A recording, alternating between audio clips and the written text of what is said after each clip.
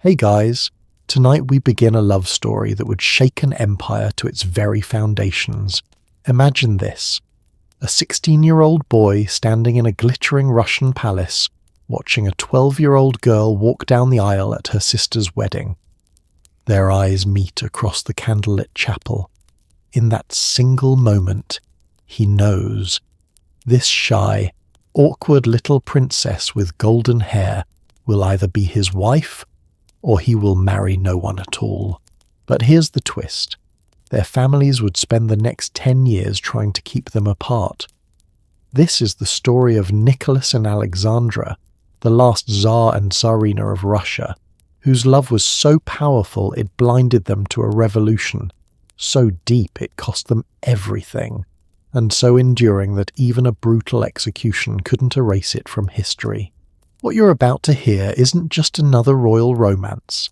It's the tale of how two hearts refused to surrender even as their world burned down around them.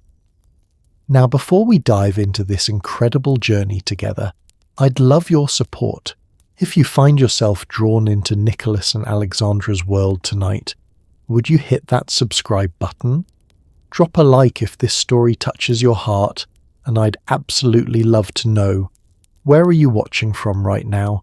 Your bedroom in California? A quiet apartment in New York? Maybe you're thousands of miles away, but we're all here together in this moment. Leave a comment telling me where you are and what time it is for you. I read every single one, and your words truly make my day. Alright, let's dim those lights, maybe turn on a fan for that gentle ambient sound, get comfortable under your blankets, and let me take you back to 1884, to the Russian Empire, where our story begins. It's June 1884 in St. Petersburg, Russia. The air is thick with summer heat, and the scent of blooming lilacs. Inside the magnificent chapel of the Winter Palace, hundreds of candles flicker against gilded walls, casting dancing shadows on the faces of European royalty gathered for a wedding. This isn't just any wedding. It's the marriage of Grand Duke Sergei Alexandrovich, brother of the Russian Tsar, to Princess Elizabeth of Hesse, a beautiful young woman from Germany. Among the guests is 16-year-old Nicholas Alexandrovich Romanov, the heir to the Russian throne. He's a slight young man, just 5'7", with piercing blue eyes and a neatly trimmed moustache. He's recently started growing to look older. Nicholas is bored.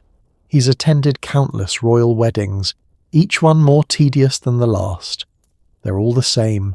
Stuffy ceremonies, endless protocols, forced conversations with distant relatives he barely knows.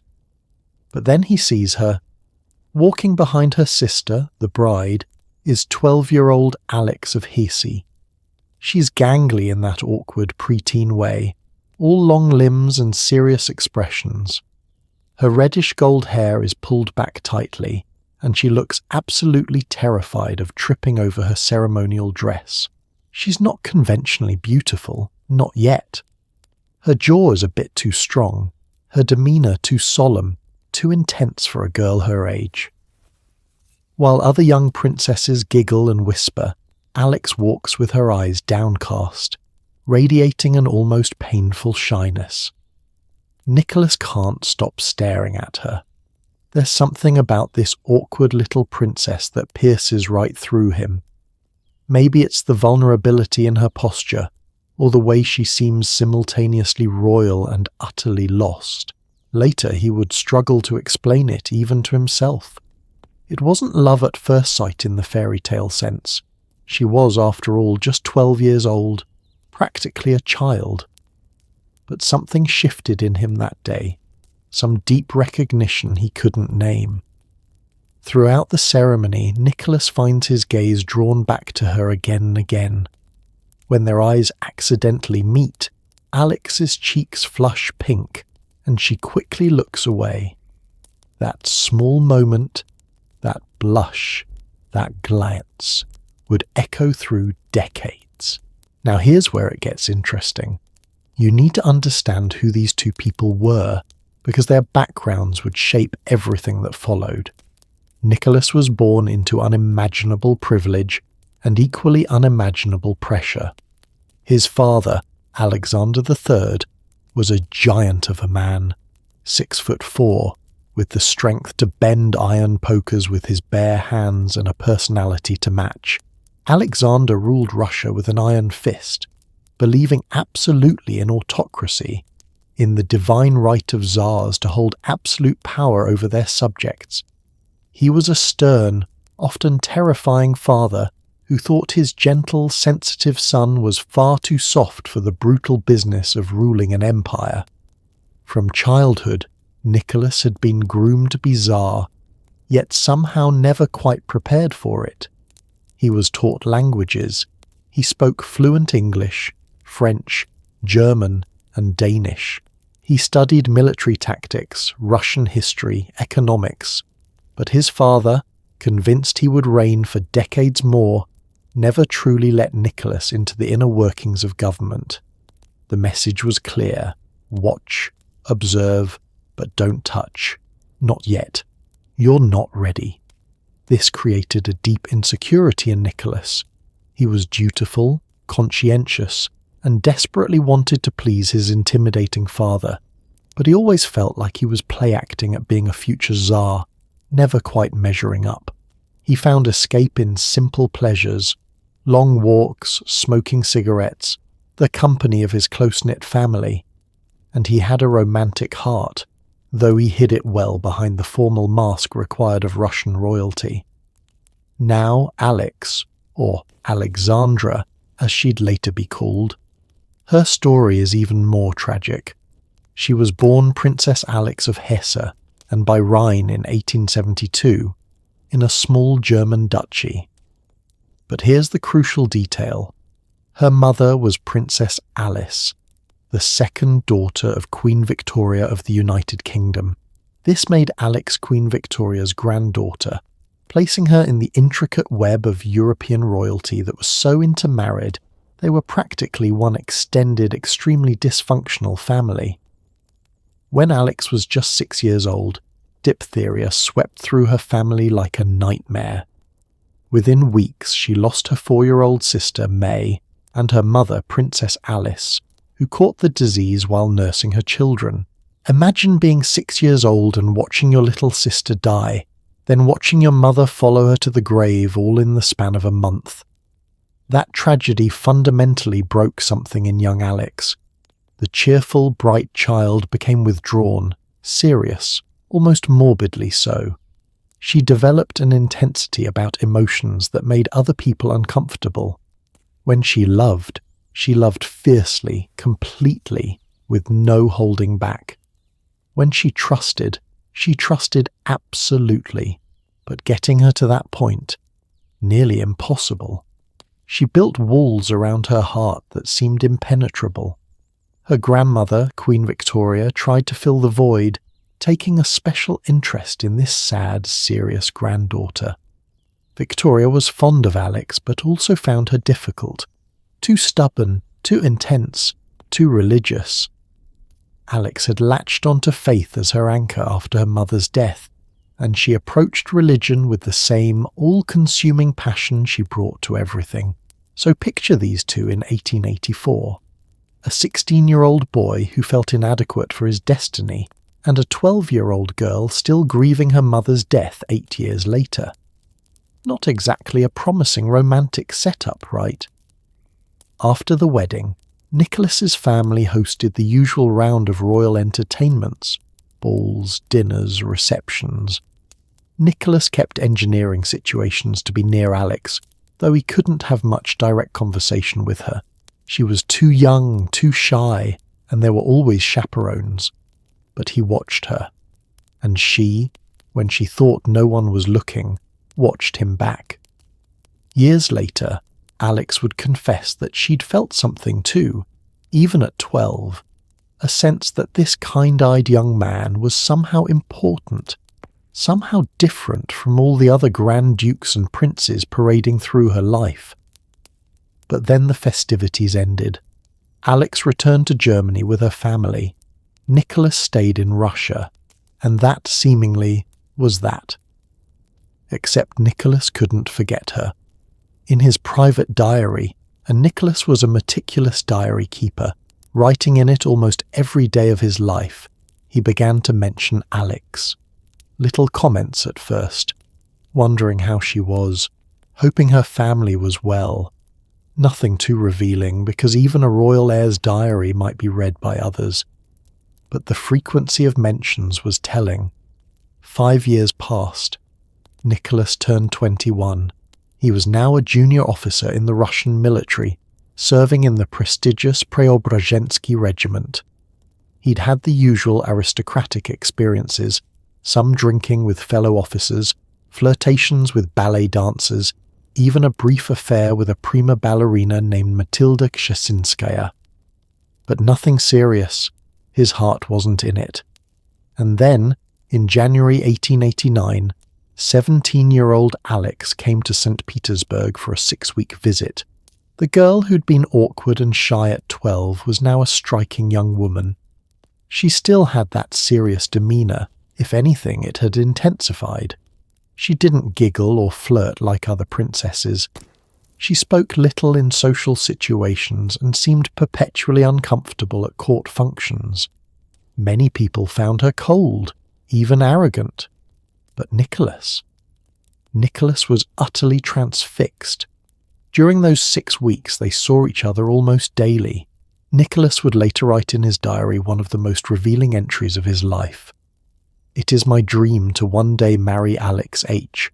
I have loved her for a long time, but more deeply and strongly since 1889 when she spent 6 weeks in Petersburg. For a long time, I have resisted my feeling that my dearest dream will come true." Read that again. I have resisted my feeling. Even then, Nicholas sensed the obstacles ahead. What happened during those 6 weeks? Nothing scandalous. They were never alone, always surrounded by family or chaperones. But they talked, really talked. Nicholas discovered that beneath Alex's reserved exterior was a passionate, deeply feeling person. She shared his love of nature, of simple pleasures.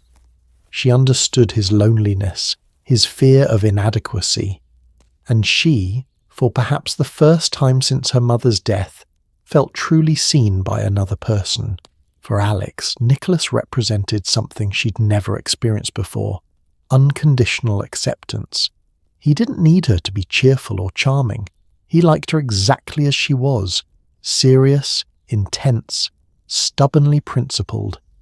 In his quiet, gentle presence, she could breathe. They went skating on frozen ponds, Nicholas steadying her when she stumbled. They attended concerts sitting in the Imperial box, their hands occasionally brushing, accidentally. They had tea with Nicholas's parents, Alex tongue-tied and awkward while Nicholas watched her with barely concealed adoration. And then, far too soon, the visit ended. Alex had to return to Germany. The night before she left, they stood in one of the palace drawing rooms. Properly chaperoned, of course, and something unspoken passed between them. No declarations, no promises, not yet. But they both knew. Nicholas walked around in a daze for weeks afterward. His friends teased him about being lovesick. His father noticed his distraction and didn't like it one bit. Because here's where the problems began. Alexander III did not want his son to marry Alex of Hesse. The reasons were complex, tangled up in the messy politics of European alliances. Russia and Germany were rivals for influence in Europe. Alexander III harboured deep anti-German sentiments, and it didn't matter that Alex was technically from a small duchy rather than Germany proper. To him, German was German. Moreover, Alex was only a minor princess, the daughter of a relatively unimportant German duke. Alexander had grander plans for his son. He wanted Nicholas to marry Princess Hélène of France, daughter of the Comte de Paris, to forge an alliance with the French, or perhaps a more significant German princess if a German match was unavoidable. Nicholas's mother, Empress Maria Feodorovna had different objections. She was a warm, vivacious woman who was beloved by Russian society. She took one look at serious, uncomfortable Alex and saw disaster. "That girl will never manage at court," she told her husband. "She's too stiff, too German, too Protestant." Because yes, Alex's religion was also a problem. To marry the heir to the Russian throne, Alex would have to convert from Lutheranism to Russian Orthodoxy. This was non-negotiable. Russia's autocracy was intimately tied to the Orthodox Church. The Tsar was considered God's anointed representative on earth. His wife needed to share that faith, to embody it alongside him. And this is where Alex's stubborn integrity became an obstacle.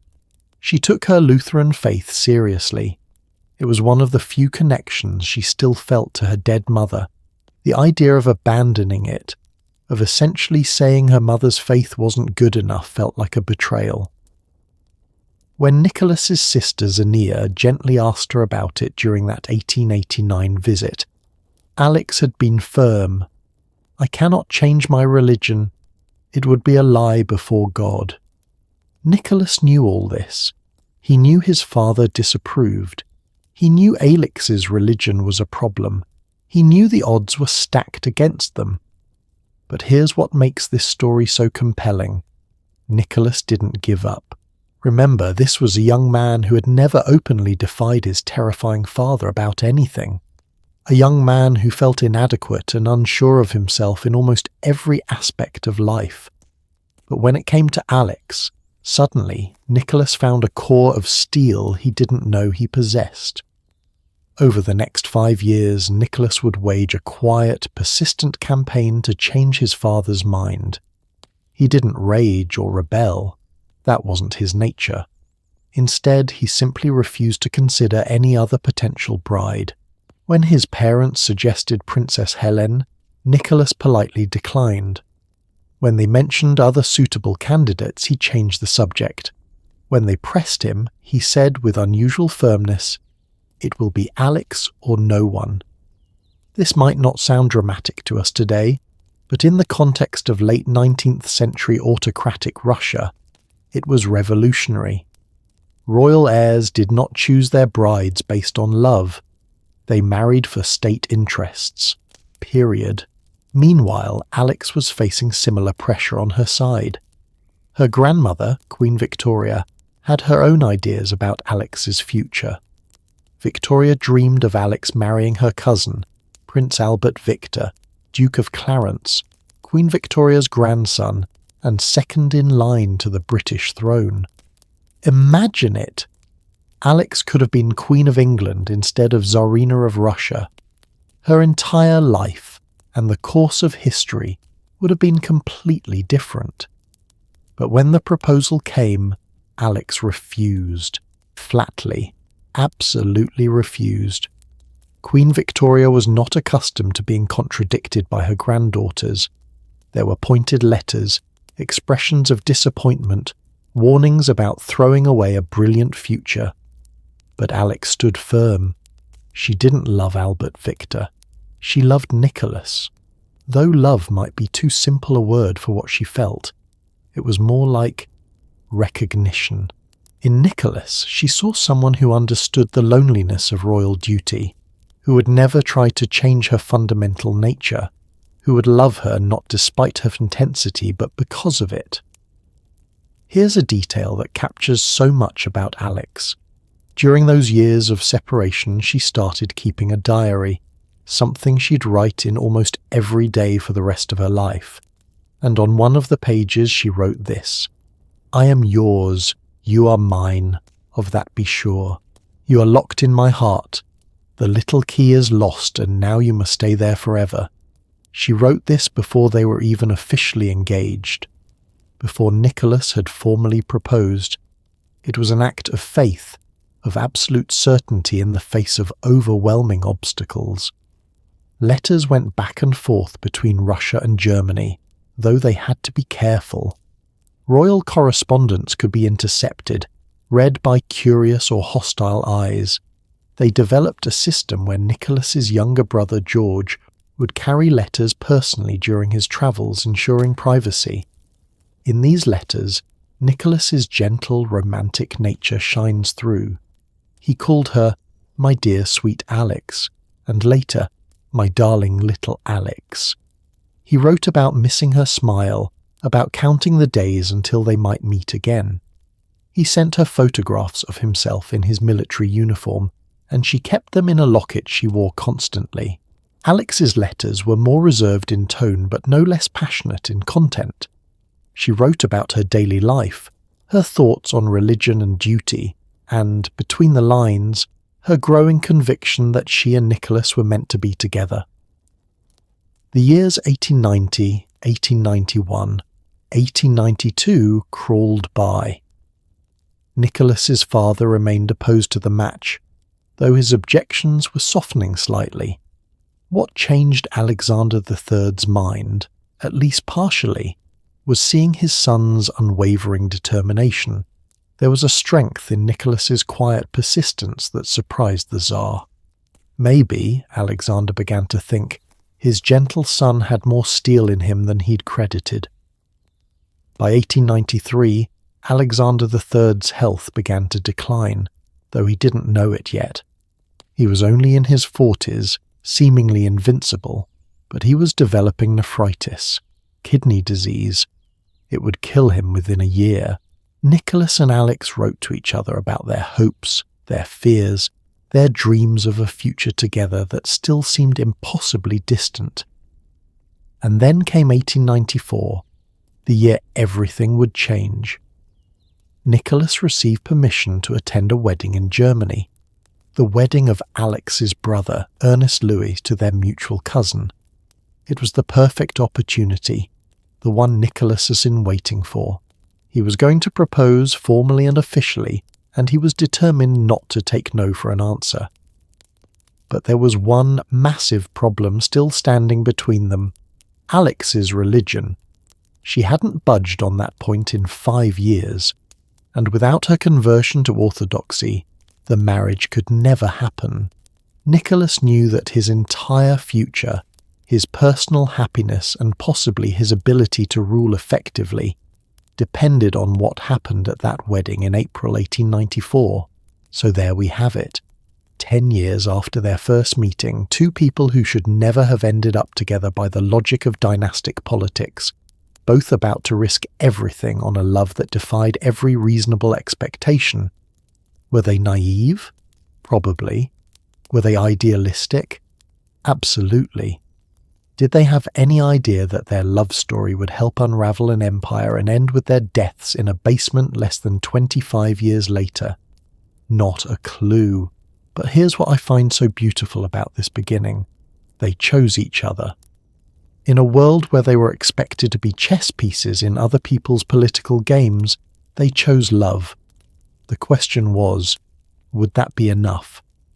In our next part, we'll witness one of the most dramatic proposals in royal history, see Alex finally overcome her religious doubts, and watch as tragedy strikes the Russian Empire at the exact moment Nicholas and Alex finally get their happy ending. Because 1894 would be the best and worst year of Nicholas's life, the year he gained the wife he'd dreamed of for a decade, and the year he lost everything else. But that's coming up next. For now, close your eyes if you haven't already, and imagine 16-year-old you seeing someone across a crowded room and knowing, just knowing, that your life just changed forever. That's how it started for Nicholas and Alexandra. Not with destiny or fate, but with a boy, a girl, and a recognition that echoed across a decade. Sweet dreams, everyone. The story's just beginning.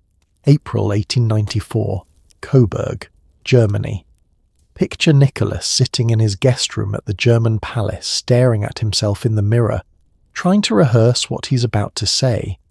He's 25 years old now, but his hands are shaking like a nervous teenager's. In a few hours he'll see Alex at her brother's wedding, and he's made up his mind. Today is the day. No more waiting, no more excuses. He's going to propose, and he's not leaving Germany without an answer. But here's the problem. He's already proposed once before. Yeah, I know. I didn't mention that earlier because it's almost too painful to talk about. 2 years prior, in 1892, Nicholas had tried to propose to Alex during a brief meeting, and she'd said no. Not because she didn't love him, she absolutely did, but because she couldn't overcome her religious convictions. The idea of converting from Lutheranism to Russian Orthodoxy felt like betraying her mother's memory, like selling her soul for a crown.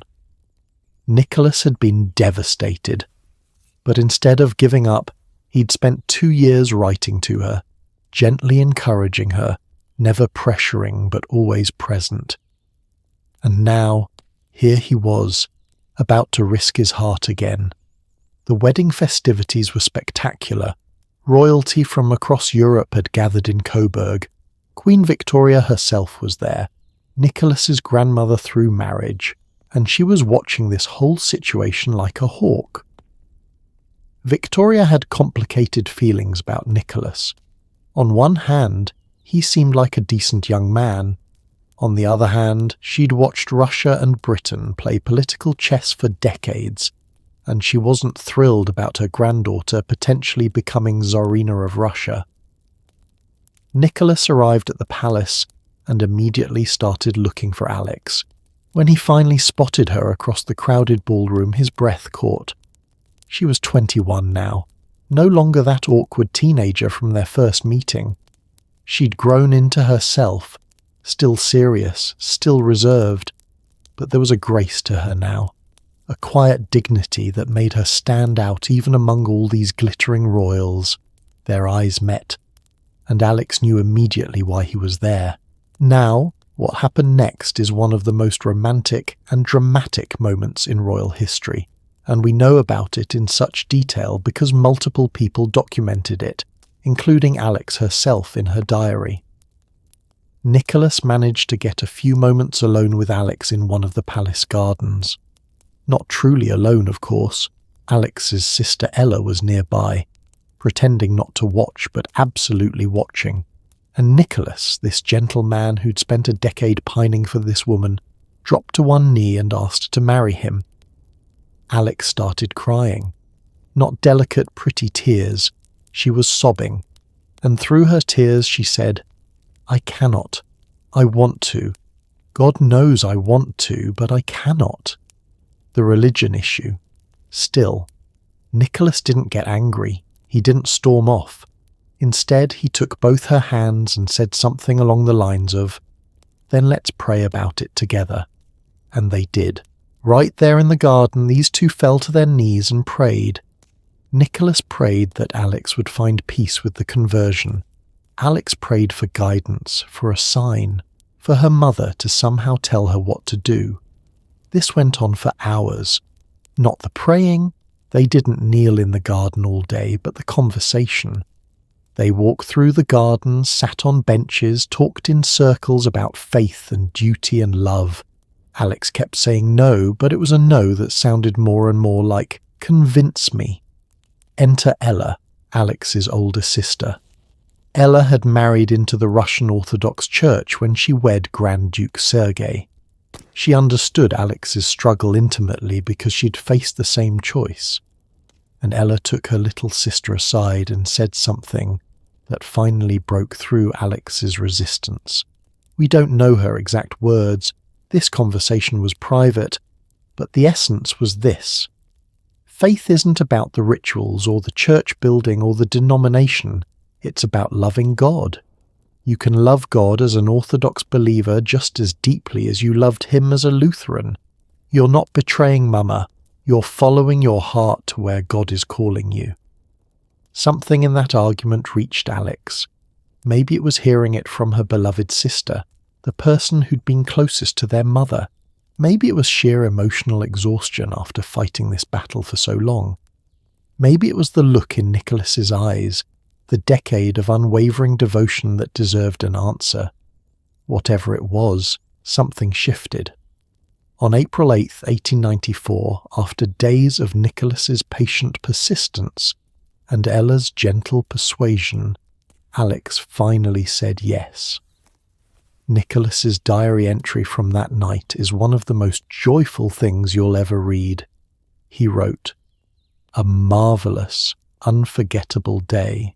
Today I propose to darling Alex what happened, what was impossible has come true. Oh Lord, I thank you for the happiness you have given me today." The engagement was announced and the royal world was shocked.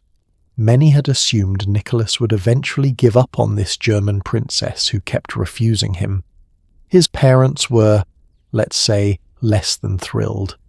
His mother, Empress Maria, actually took to her bed with a headache for days. The official story was illness. The real story, she was furious that her son had defied convention for love, but Nicholas was walking on air, and Alex was transformed. People who'd known her as this cold, stiff princess couldn't believe the change. She smiled, actually smiled, frequently. She laughed. She looked at Nicholas with such open adoration that it made people uncomfortable. Remember, this was the Victorian era.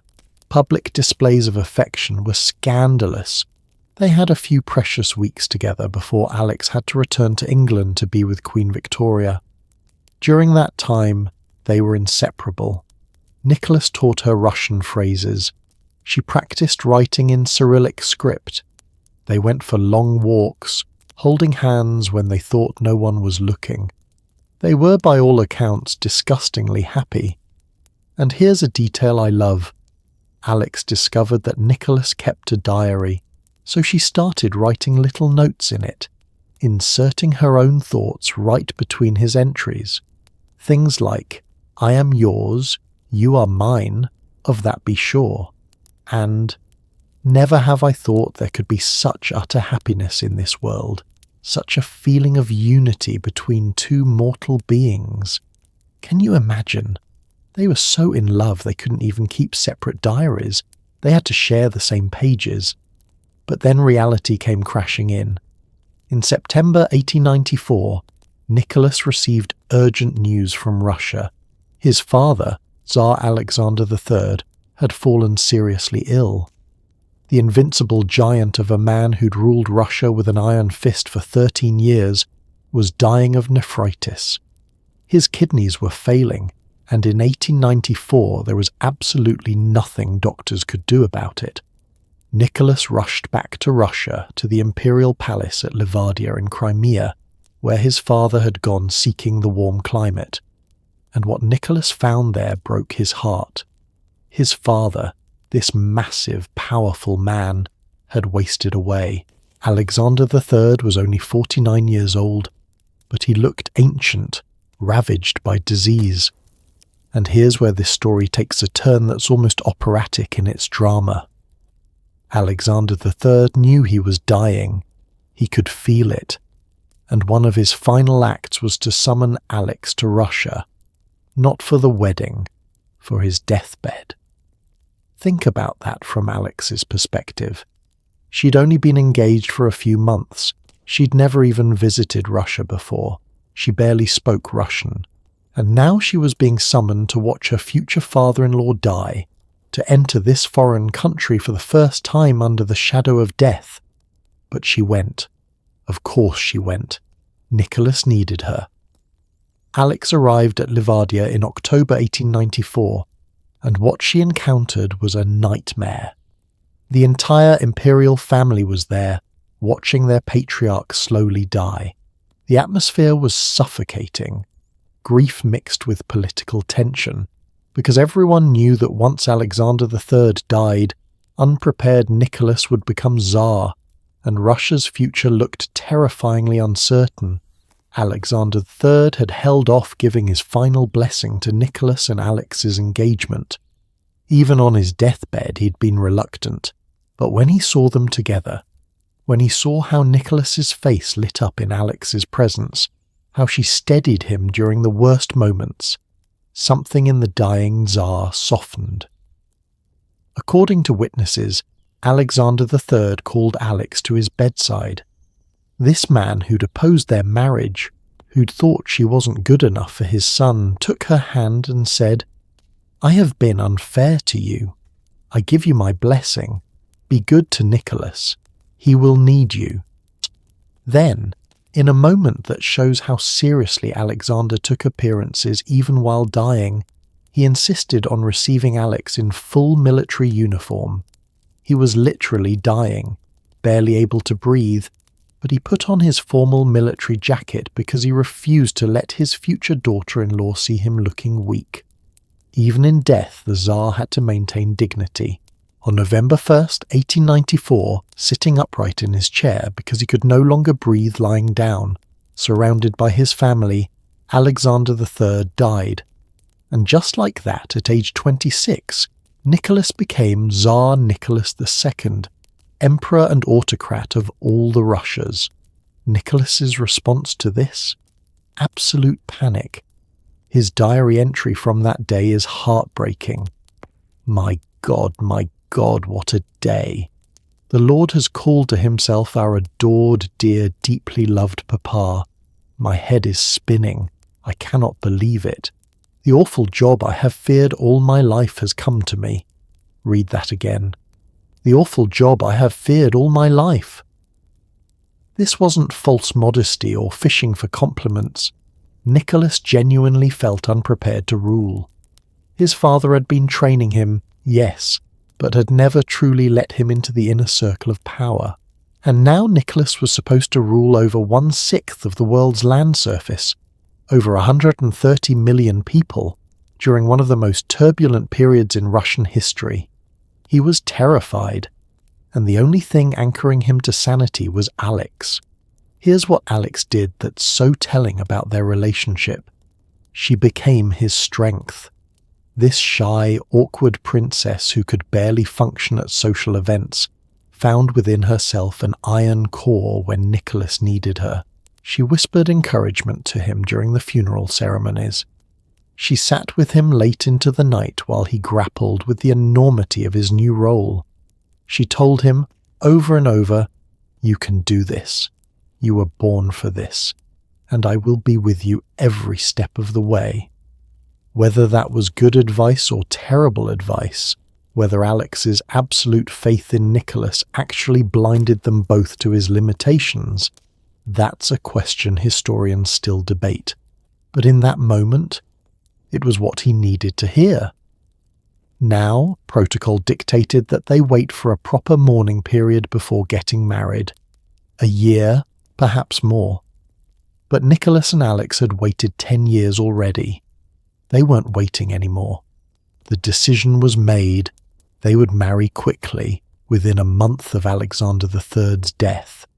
This scandalized everyone. Nicholas's uncles, powerful Grand Dukes who thought they should have more say in how Russia was run, argued against it. The Orthodox Church frowned upon it. Foreign royalty thought it was in poor taste. Nicholas and Alex didn't care. On November 2nd, the day after Alexander III died, Alex formally converted to Russian Orthodoxy in a private ceremony. She took the Orthodox name Alexandra Feodorovna. And here's something fascinating. By all accounts, this wasn't a cynical political move anymore. During those terrible weeks watching Alexander III die, Alex had found genuine comfort in Orthodox prayers and rituals. The faith she'd been so afraid of embracing had actually brought her peace. Whether she fully understood the political implications of what she was joining, whether she grasped that Russian Orthodoxy wasn't just a religion but a political system, intimately tied to autocracy and resistance to reform, that's less clear. But her conversion was sincere. No one who knew her ever doubted that. The wedding was scheduled for November 26, 1894, less than a month after Alexander III's death. In those few weeks between the Tsar's death and the wedding, Nicholas and Alex existed in this strange liminal space. Nicholas was suddenly the most powerful man in Russia, at least on paper, but he felt like a child playing dress-up. Alex was preparing to become Tsarina, but she'd barely learned to navigate the Russian court. And here's where we see the first cracks in their fairy tale, the first signs of the tragedy to come.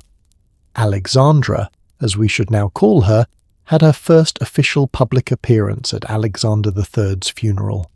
Hundreds of thousands of Russians had come to pay respects to their dead Tsar. This was Alexandra's chance to make a good first impression on her new country. She was terrible at it, not because she was cruel or cold, but because she was so desperately shy that it came across as arrogance.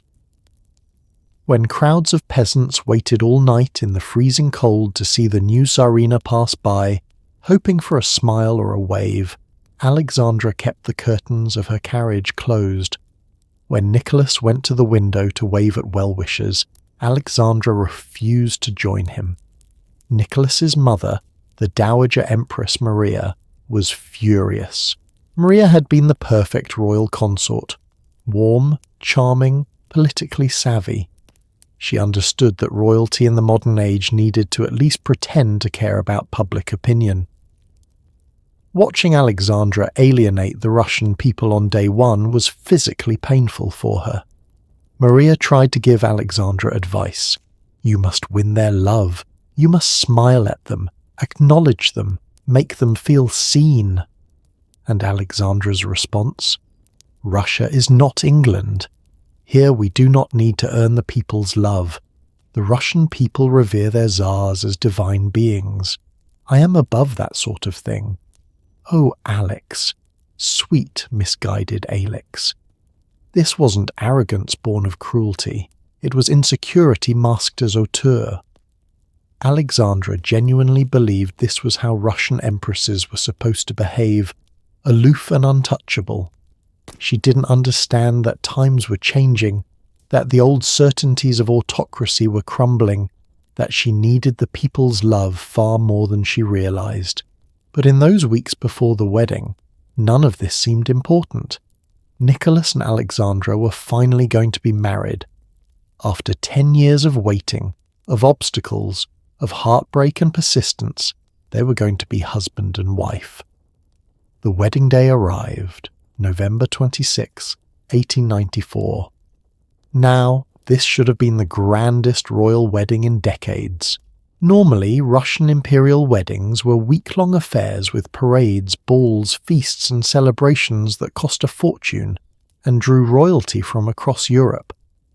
But because of court mourning for Alexander III, this wedding was subdued, almost sombre. The ceremony took place in the grand church of the Winter Palace in St. Petersburg. Alexandra wore a silver brocade gown with a 15-foot train, a traditional Russian imperial wedding dress. On her head sat the enormous Romanov nuptial crown, so heavy it gave her a headache. Across her chest was the sash and star of the Order of St. Catherine, Russia's highest honor for women. Around her neck, a 475-carat diamond necklace that had belonged to Catherine the Great. She looked absolutely terrified. Nicholas in his military uniform looked slightly less terrified, but only slightly. The Orthodox ceremony lasted for hours, standing, always standing, because Orthodox tradition forbade sitting during the marriage sacrament. Alexandra's feet were killing her in those ceremonial shoes. The crown kept slipping. The church was stifling hot from hundreds of candles and the press of bodies. But when the priest declared them married, when Nicholas lifted her veil and kissed her for the first time as his wife, Alexandra's face transformed. The terror melted away and she smiled, that rare, genuine smile that made her beautiful. Here's what makes this moment so bittersweet. In the Russian Orthodox wedding ceremony, there's a tradition where the couple walks around the altar 3 times, representing their journey through life together. Some Russian observers noted that during Alexandra's walk, one of the candles flickered and went out. In Russian superstition, this was a terrible omen. People whispered about it afterward. The more superstitious courtiers took it as a sign that this marriage was cursed, that Alexandra would bring disaster to Russia. Looking back, knowing how their story ends, it's hard not to see it as foreshadowing. But in that moment, Nicholas and Alexandra noticed nothing but each other. After the ceremony there was no grand reception, no honeymoon, no week of festivities. Due to court mourning, the celebrations were cancelled. Instead, Nicholas and Alexandra simply went upstairs to Nicholas's private quarters in the Anichkov Palace, where he'd been living with his mother. That's right, they spent their wedding night in his childhood home, with his mother living down the hall. Not exactly romantic, right? But here's the beautiful part. They didn't care. After the wedding dinner, a relatively small, sombre affair, they retreated to Nicholas's rooms. And the next morning, when they came down to breakfast with the family, multiple witnesses noted that they looked like nothing had happened. That quote, "like nothing had happened," has been interpreted in all sorts of ways.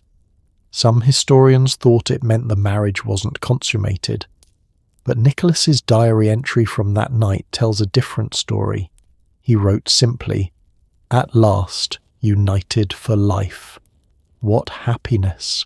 And Alexandra wrote in her own diary, "Never did I believe there could be such utter happiness in this world, such a feeling of unity between two mortal beings. I love you. These 3 words have my life in them." They'd waited 10 years for this, and despite the abbreviated ceremony, despite the mourning that hung over everything, despite moving into quarters in his mother's palace, instead of having their own space, they were radiantly happy. For about 48 hours. Then reality set in. Nicholas had an empire to run, and he had absolutely no idea how to do it. Ministers were demanding audiences. Decisions needed to be made about everything from military appointments to economic policy to foreign affairs. Nicholas sat at his father's massive desk, now his desk, staring at piles of documents he barely understood, feeling the weight of the crown crushing down on him. And Alexandra? She was trying to navigate the treacherous waters of the Russian court, where everyone was watching her, judging her, comparing her unfavourably to Nicholas's warm, charming mother. Every misstep was noticed. Every awkward moment was gossiped about. Within weeks of their marriage, the Russian court had essentially split into 2 camps, those loyal to the Dowager Empress Maria and those loyal to the new Empress Alexandra. And Maria's camp was much, much larger. But here's what saved them, at least in those early days. They had each other. Every night, no matter how terrible the day had been, they would retreat to their private quarters. Nicholas would tell Alexandra about the impossible decisions he'd faced. She would reassure him, build him up, tell him he was doing wonderfully even when he clearly wasn't. Were they enabling each other's weaknesses? Probably. Was Alexandra's absolute faith in Nicholas preventing him from seeking better advice from more experienced ministers? Almost certainly. But in that moment, they were each other's refuge in a hostile world. And there's something deeply human about that, isn't there? When you're overwhelmed and afraid, you don't necessarily want someone to tell you hard truths. You want someone to hold your hand and say, "We'll figure this out together." That was Nicholas and Alexandra. For better or worse, in the face of revolution and war and unimaginable tragedy, they would face it together. As 1894 drew to a close, Nicholas and Alexandra settled into their roles as Tsar and Tsarina. Or tried to anyway. Nicholas was learning on the job, making mistakes, slowly growing into his position. Alexandra was pregnant with their first child, which gave her an excuse to withdraw from public life, something she desperately wanted anyway, and in their private moments, they were blissfully happy. They would write love notes to each other even when they were in the same palace. They called each other by pet names. He was Nicky, She was Alex or Sunny, because as Nicholas said, she brought sunshine into his life. But outside their private quarters, the Russian Empire was changing in ways they didn't fully understand. Revolutionary sentiment was growing. The gap between the wealthy aristocracy and the impoverished masses was widening. Calls for reform, for a constitutional monarchy, for limiting the Tsar's absolute power were getting louder. Nicholas and Alexandra heard these calls, but they didn't really listen. They believed with absolute conviction that autocracy was divinely ordained, that the Russian people wanted, even needed a strong Tsar with unlimited power, that any move toward democracy would destroy Russia. This belief would prove to be their undoing. But that tragedy is still years away. For now, at the end of 1894, they were just two people who'd loved each other for a decade, who'd overcome impossible obstacles to be together, who were trying their best to navigate a world that felt too big and too complicated and too hostile. They had each other, and for Nicholas and Alexandra that felt like enough. It wouldn't be, of course. Love, no matter how deep, cannot stop revolutions, cannot feed starving masses, cannot substitute for political wisdom, but they didn't know that yet. So as we leave them at the end of 1894, picture this: Nicholas and Alexandra sitting together in their private drawing room late at night. He's working through government papers, occasionally sighing in frustration. She's doing needlework, occasionally looking up to smile at him. Outside, the Russian winter is settling in, covering St. Petersburg in snow. And inside, two people who fought for 10 years to be together are finally home. The question nobody was asking yet: had they fought for a dream that was already dying? Had their love story bloomed just as the empire that would define them began its long, inevitable collapse? We're about to find out, because in the next part of our story, Alexandra will give birth to their first child, and that birth will set in motion a series of events that will haunt them for the rest of their lives. The pressure for a male heir, the joy and terror of parenthood, and the growing realization that their fairy tale love might not be enough to hold back the tide of history. But that's just ahead. For now, let them have this moment. They earned it. So here's something that might surprise you. Nicholas and Alexandra, two of the most powerful people in the world, never got to be alone together. I don't mean physically alone, though even that was rare. I mean they never got that crucial transition period that most newlyweds have, where you figure out how to be married without the entire world watching. No honeymoon getaway, no quiet apartment where you learn each other's habits, no privacy to make mistakes and laugh about them later. Instead, they went from their wedding straight into living at the Anichkov Palace with Nicholas's mother, her staff, various Grand Dukes and Duchesses, and about 200 servants who reported every detail of their lives to the gossipy Russian court. It's like if you got married and immediately moved in with your in-laws, except your in-laws live in a palace, employ a small army of people, and oh, by the way, your husband also has to run a country spanning 11 time zones while learning on the job. Not exactly the recipe for marital bliss, right? But here's the beautiful, almost defiant thing.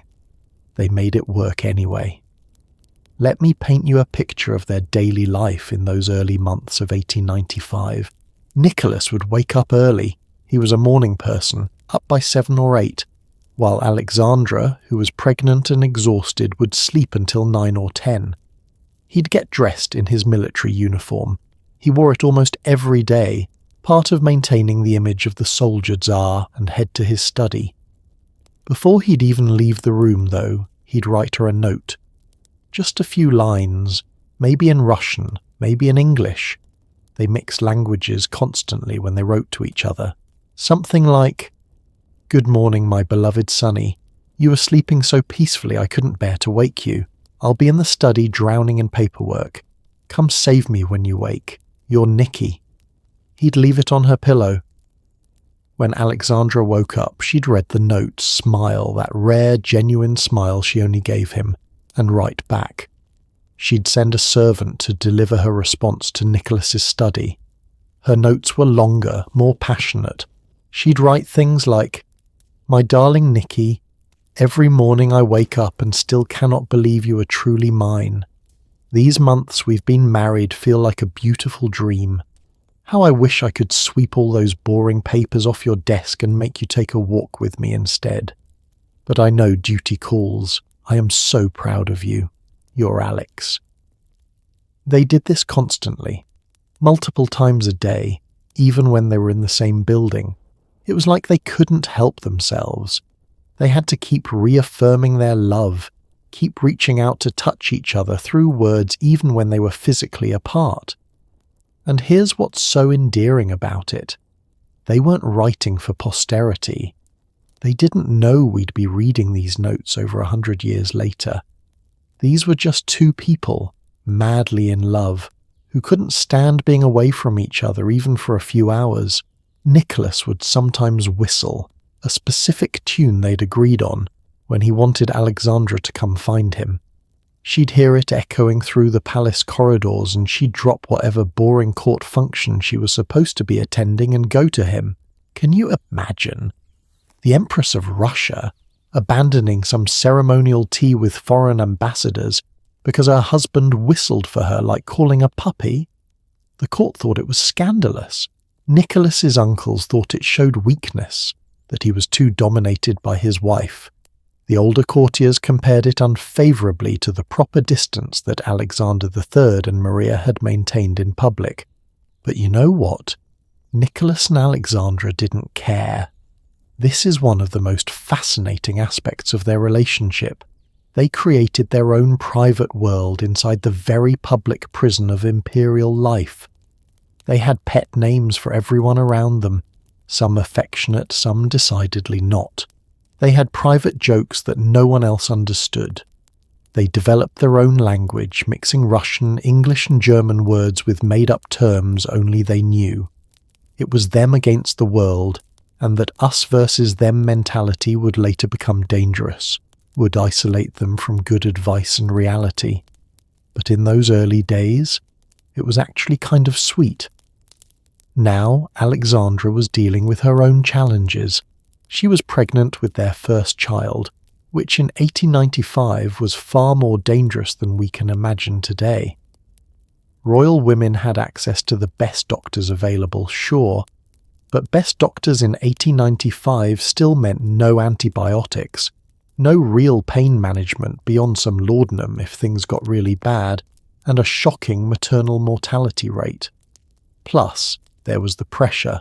Not just "I hope the baby is healthy" pressure, which every pregnant woman feels, but the entire future of a 300-year-old dynasty depends on the gender of this baby pressure. Remember the Pauline laws I mentioned? Russian succession law stated that the throne had to pass through the male line. Women could only inherit if there were absolutely no male Romanovs left alive, and in 1895 there were plenty of male Romanovs. Nicholas had brothers, uncles, cousins, so if Alexandra gave birth to a daughter, that child would never inherit the throne. The succession would eventually pass to Nicholas's brother George, or after him to their younger brother Michael. Alexandra wouldn't have failed exactly, but actually, yes. In the eyes of the court, she would have absolutely failed. She knew this. The stress was enormous, and stress, as we know, is terrible for pregnancy. Nicholas, to his credit, tried to shield her from it. He'd tell her, "I don't care if it's a boy or a girl, I just want you and the baby to be healthy." And he meant it. His diary entries from this period make it clear that he genuinely didn't care about the gender. But Alexandra cared. She felt the weight of expectation crushing down on her. She'd been empress for only a few months, and already she felt like she was failing at the most fundamental task, providing an heir. On November 3rd, 1895, almost exactly a year after their wedding, Alexandra went into labour. Nicholas's diary entry from that day is one of the most human things he ever wrote. He described pacing outside the bedroom, being alternately let in and kicked out depending on what the doctors needed. He talked about hearing Alexandra scream, and in 1895 there was a lot of screaming during childbirth, and feeling absolutely helpless. His mother came to support them, as did Alexandra's sister Ella. The doctors were there, of course, along with court officials who had to witness the birth to verify that the baby was actually the Empress's child and not a substitution. Yes, that was a real concern. Royal births were surprisingly public affairs. The labour lasted for hours. At one point, Alexandra, in tremendous pain, looked at Nicholas and said, "I'm so sorry." She thought she was dying, and her last words to him were going to be an apology. But she didn't die. At 9 o'clock that evening, she gave birth to a healthy baby girl. A girl. There was a moment of heavy silence in the room.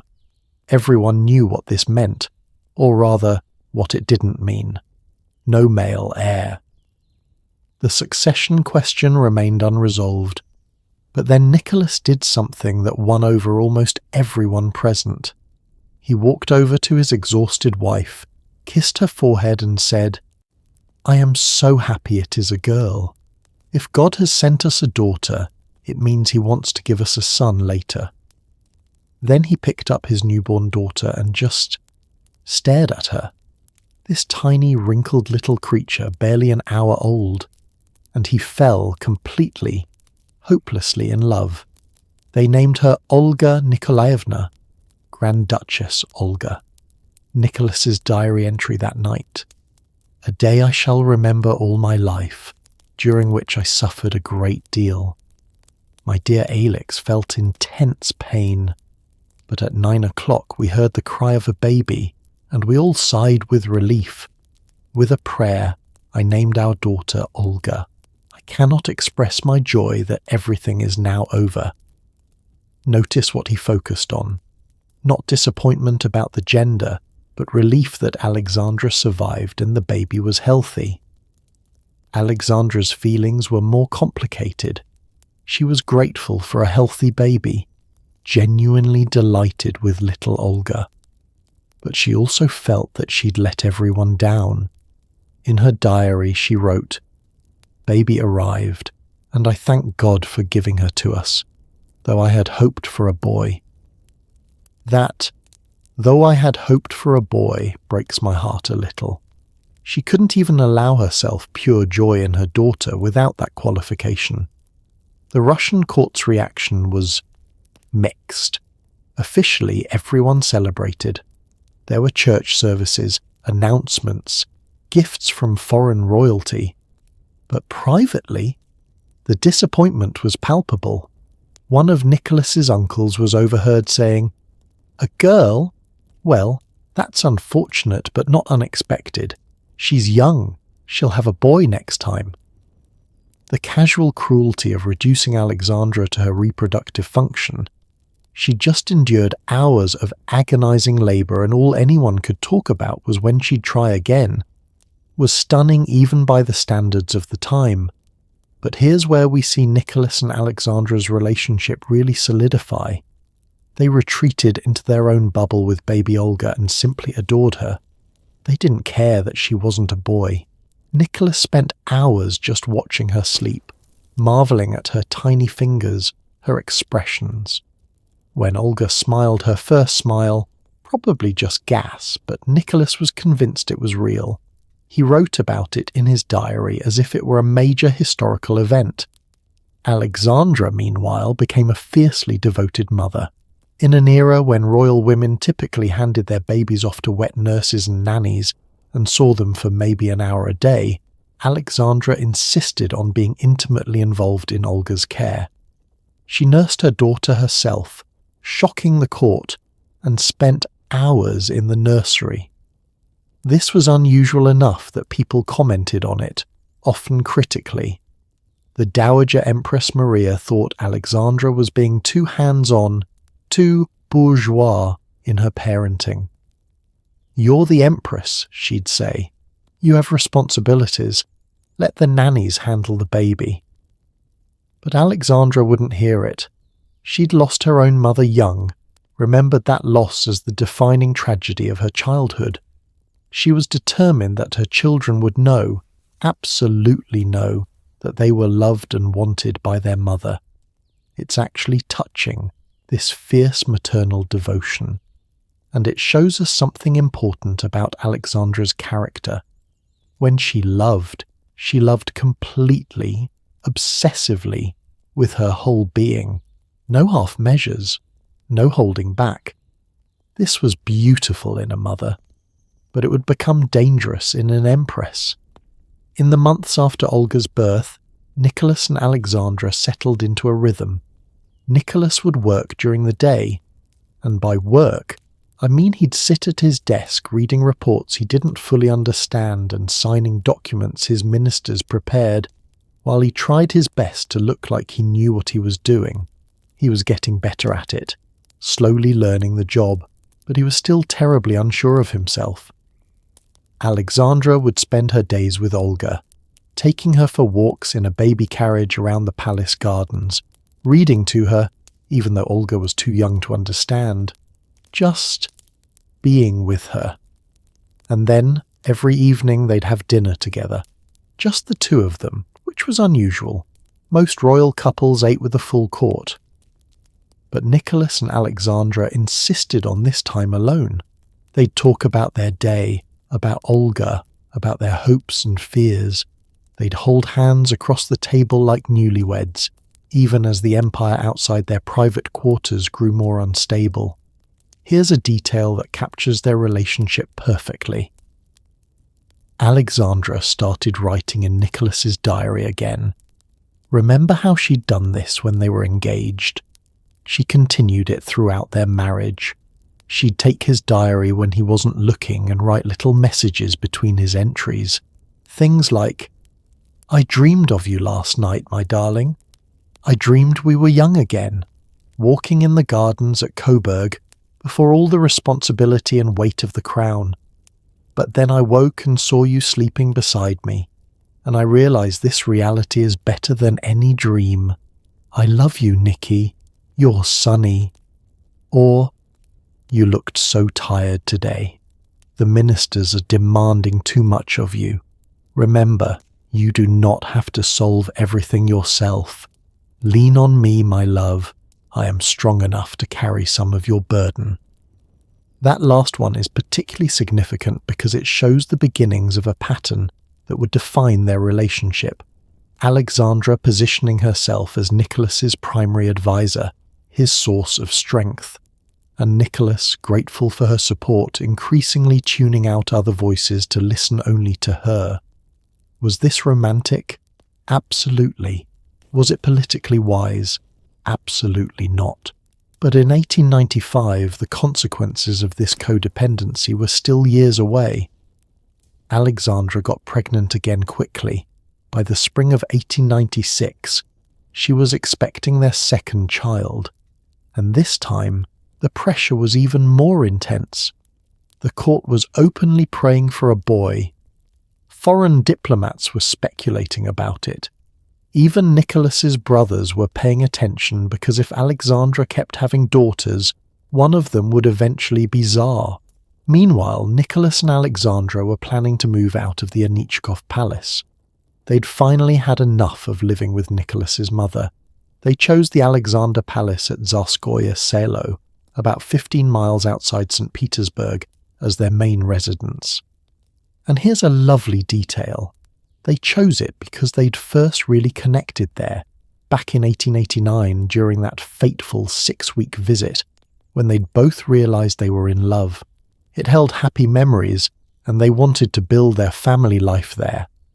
The Alexander Palace wasn't the grandest of the imperial residences. The Winter Palace in St. Petersburg was much larger and more impressive, but it was more intimate, more like an actual home rather than a museum. It had about 100 rooms, which sounds huge until you remember they had to house not just the family but dozens of servants, guards and court officials. beautiful gardens, and enough space for the children to actually play. Nicholas and Alexandra threw themselves into remodeling it, making it their own. Alexandra especially loved this project.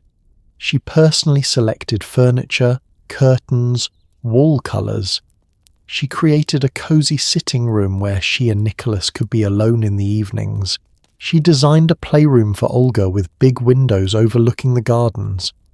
For the first time since their marriage, they were creating a space that was truly theirs, not inherited from Nicholas's parents or dominated by court protocol. On June 29, 1897, Alexandra gave birth to their second child, another girl. They named her Tatiana. Nicholas's diary. We've been given a second daughter, Tatiana. We're grateful, though we had hoped for a son. That phrase, though we had hoped for a son, was becoming a refrain. But again, Nicholas doted on baby Tatiana just as much as he did on Olga. He was a genuinely wonderful father, patient and playful, and present in a way that was unusual for men of his era, let alone an emperor. But the pressure was mounting. 2 daughters, no sons. The succession question loomed larger, and Alexandra was starting to internalize the criticism, starting to feel like her inability to produce a male heir was a personal failing, almost a moral one. She became more withdrawn from court life, using her pregnancies and the children as excuses to avoid social functions she hated anyway. This made her even more unpopular with the Russian aristocracy, who thought their empress should be visible, charming, a leader of society like the Dowager Empress Maria had been. But Alexandra couldn't be Maria. She didn't have that gift for easy conversation, for remembering names and making everyone feel special.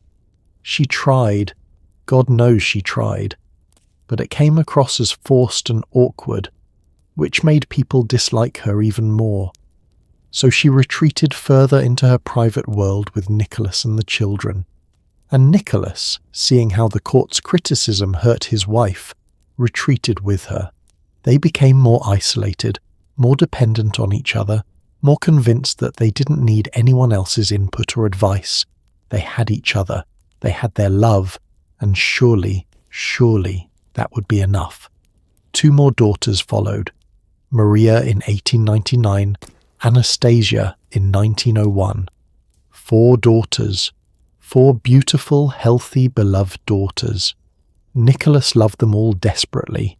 He called them his little sisters when he played with them, getting down on the floor to build block towers or play pretend games. He read them stories at night, carrying each one to bed himself. His diaries from this period are full of detailed observations about their personalities, their accomplishments, their little jokes. But no sons. By 1901, after Anastasia's birth, the court was losing hope. Alexandra was 29 years old, young enough to have more children, certainly, but with each daughter the odds seemed to be stacking against her. There were whispers that maybe she couldn't have sons, that maybe there was something wrong with her. The whispers hurt her deeply. She became even more religious, praying for hours each day, begging God for a son. She consulted doctors, though there was nothing they could do. This was decades before anyone understood genetics or sex determination. She even, reportedly, consulted some religious mystics, people who claimed they could pray for male children. This is when the seeds of her later dependence on Rasputin were planted. Her desperation made her vulnerable to anyone who promised they could help. Nicholas tried to comfort her, telling her it didn't matter, that he loved their daughters, that everything would be fine. But even he was feeling the pressure now. His uncles were making pointed comments about the succession. Foreign powers were speculating about Russia's stability. And deep down, Nicholas was starting to worry too. What if they never had a son? What would happen to the dynasty he was supposed to protect? But here's what's important to understand. Through all of this, The pressure, the disappointment, the growing isolation. Nicholas and Alexandra's love for each other never wavered. If anything, it intensified. Every night they'd write in each other's diaries. Every morning they'd exchange love notes. They called each other lovey and darling and my treasure.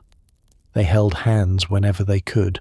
They created elaborate pet names for the children. Olga was Olishka, Tatiana was Tatiana Baby, Maria was Mashka, Anastasia was Imp because she was so mischievous. They built a private world of love and tenderness inside the golden cage of their imperial life. And in that private world, they were happy, genuinely, deeply happy. The tragedy is that happiness made them blind to the larger world collapsing around them. While they were cocooned in their perfect family life, Russia was changing. Revolutionary sentiment was growing. The gap between rich and poor was widening. Calls for political reform were getting louder and more insistent. Nicholas and Alexandra heard these calls, but they didn't understand them. How could they? Their entire world was palace rooms and protected gardens and loyal servants and 4 beautiful daughters who thought their father was the most wonderful man alive. They lived in a bubble, a beautiful, loving bubble, but a bubble nonetheless. And bubbles, as we know, eventually pop. In our next part, everything changes. Because in 1904, after 13 years of marriage and 4 daughters, Alexandra will finally give birth to a son, an heir, the answer to all their prayers, except that baby boy will carry within him a genetic curse inherited from his mother's family, one that will make him desperately fragile and drive his parents to make choices that will doom their entire empire. But that's coming up. For now, picture this. Nicholas and Alexandra in the Alexander Palace gardens, watching their 4 daughters play in the summer sunshine of 1903. Olga is 8 years old now, serious and thoughtful like her mother. Tatiana is 6, already showing signs of the elegant beauty she'll grow into. Maria is 4, sweet-natured and affectionate, and little Anastasia is 2, running around and causing cheerful chaos. Nicholas has his arm around Alexandra's waist. She's leaning into him, her head on his shoulder. They're watching their children and feeling blessed despite everything, despite the lack of a son, despite the pressures of empire. They don't know that their prayers are about to be answered in the worst possible way. They don't know that the son they've been desperately praying for will bring with him a nightmare neither of them could have imagined. All they know in this golden afternoon is that they have each other and their daughters and their love. For Nicholas and Alexandra, that moment of peace was enough. It would have to be. Because peace was about to become a luxury they could no longer afford. August 12th, 1904, the Peterhof Palace, Russia. After nearly 10 years of marriage and 4 daughters, Alexandra finally gave birth to a son. The joy was indescribable. Church bells rang across the entire Russian Empire, all 11 time zones of it. Cannons fired 300-gun salutes in St. Petersburg. People who'd never met the Imperial family wept in the streets with happiness. Nicholas declared amnesty for thousands of prisoners. Workers got the day off. Free vodka flowed in the cities. Because this wasn't just a baby. This was the heir to the Romanov throne. The first male heir born to a reigning Tsar in over a century. This was the future of Russia, delivered at last after years of desperate waiting. They named him Alexei Nikolaevich Romanov, Tsarevich Alexei, Crown Prince Alexei. Nicholas's diary entry from that day is pure, unfiltered joy. A great never-to-be-forgotten day when the mercy of God has visited us so clearly. At 1:15 this afternoon, Alex gave birth to a son, whom in prayer we have named Alexei. Everything happened remarkably quickly. The anxiety before the birth has been replaced by the most joyful feelings. Alexandra, exhausted but radiant, held her son, and wept. Not tears of pain this time, but tears of profound relief. She'd done it. After 4 daughters and nearly a decade of feeling like she'd failed her most fundamental duty, she'd given Russia its heir. For about 6 weeks they lived in absolute bliss. Nicholas's Aunt Zania wrote in her journal that baby Alexei was amazingly hefty, with a chest like a barrel, and generally has the air of a warrior knight. He weighed 11 pounds at birth, a big, healthy baby boy who seemed destined for greatness. Nicholas couldn't stop staring at him. He'd hold Alexei for hours just watching him sleep, counting his tiny fingers and toes. The 4 daughters, Olga, Tatiana, Maria, and Anastasia, were enchanted with their baby brother. They called themselves Otma, their initials combined, and immediately appointed themselves as Alexei's protectors and playmates. Everything was perfect. The family was complete. The succession was secured. Russia had its future Tsar. And then, 6 weeks after his birth, something went terribly wrong. After they cut Alexei's umbilical cord, as was routine, the wound should have healed within days. But it didn't. It kept bleeding, and bleeding, and bleeding. The doctors tried everything they knew, which in 1904 wasn't much. They applied pressure. They used various ointments and poultices. They prayed. Nothing worked. Nicholas wrote in his diary, trying to sound calm, but you can feel the panic underneath. Alexei has been bleeding from the navel for some time. It worries us greatly. In 48 hours, this tiny baby lost between 1/8 to 1/9 of his total blood volume. For an infant, that's catastrophic. He should have died. But somehow, miraculously, the bleeding eventually stopped on its own. The doctors were baffled. Alexandra was shaken. Nicholas tried to convince himself it was just a fluke, a one-time complication that wouldn't happen again. They were all lying to themselves, because the doctors knew what this meant, even if they didn't want to say it out loud yet. Alexandra probably knew too, deep in her heart, though she refused to admit it even to herself. Alexei had haemophilia. Now, let me explain what this meant, because it's crucial to understanding everything that follows. Haemophilia is a genetic disorder where blood doesn't clot properly. For most of us, when we get a cut, our blood forms a clot within minutes, sealing the wound and stopping the bleeding. For haemophiliacs, that clotting process doesn't work. Even a tiny cut can bleed for hours, sometimes days. But external bleeding isn't even the worst part. The real danger is internal bleeding. Bleeding into joints, into muscles, into vital organs.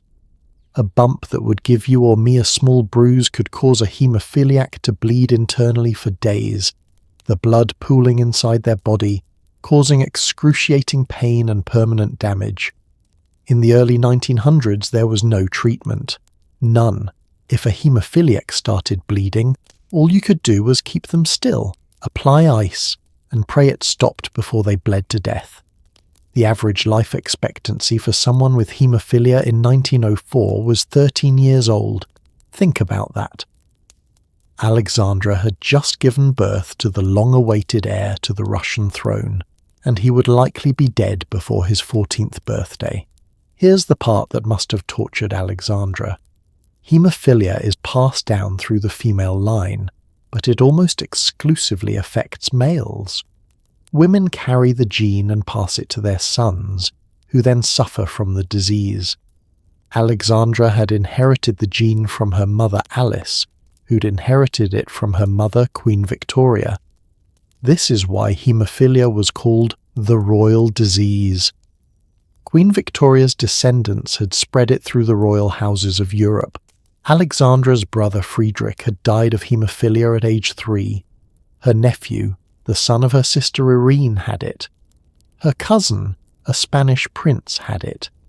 Alexandra knew the disease ran in her family, and now she'd passed it to her precious son. The guilt nearly destroyed her.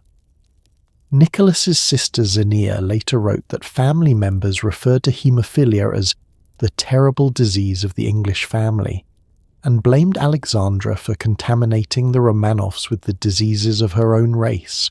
Can you imagine? Not only was she dealing with the terror of having a mortally ill son, but people were actually blaming her, as if she'd deliberately chosen to pass on a genetic curse. Nicholas never blamed her. Not once. Not in his diaries, not in his letters, not in any recorded conversation. He loved her too much, and he was too kind by nature to add to her guilt. But Alexandra blamed herself enough for both of them. Here's what made it even worse. They had to keep it secret. Think about the implications. Russia had just celebrated the birth of an heir. The entire empire was rejoicing that the succession was secured. If people found out that the Tsarevich had a condition that would likely kill him before he reached adulthood, it would create political chaos. Questions about the succession would resurface. Nicholas's brothers would be scrutinized as potential heirs. The dynasty's stability would be thrown into doubt, so they couldn't tell anyone. It became a state secret, known only to the immediate family, a few trusted doctors, and a handful of close servants who'd signed oaths of secrecy. For the next 8 years, until 1912, they managed to hide Alexei's condition from the Russian people. It's actually remarkable they pulled it off that long.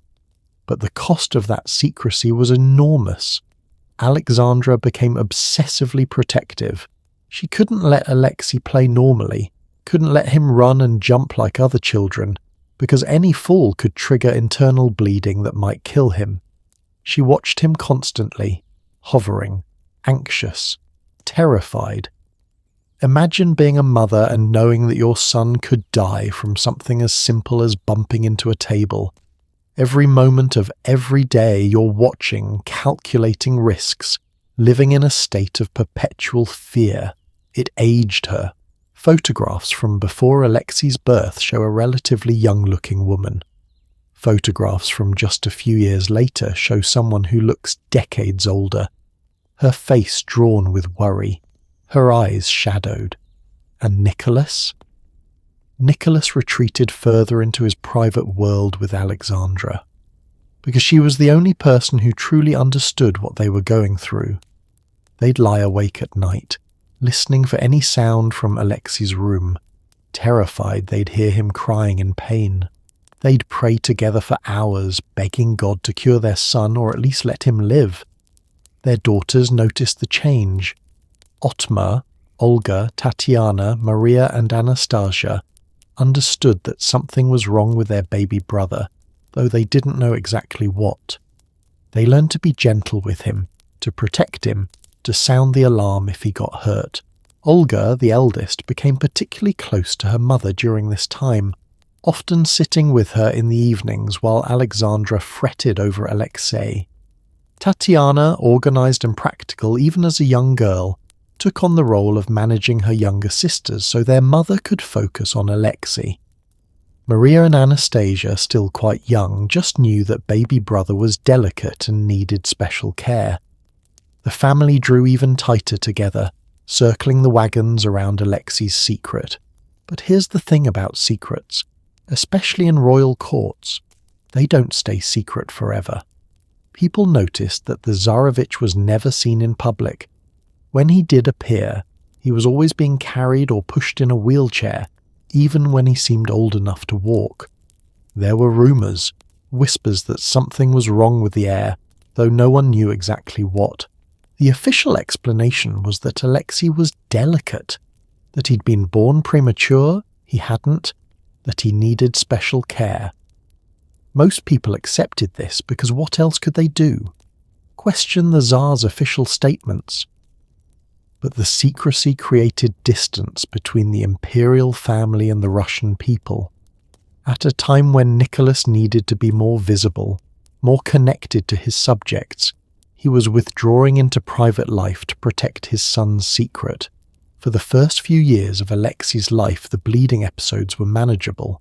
He'd bump his knee or his elbow, it would swell with internal bleeding, he'd be in pain for a few days, and then, usually, it would resolve itself.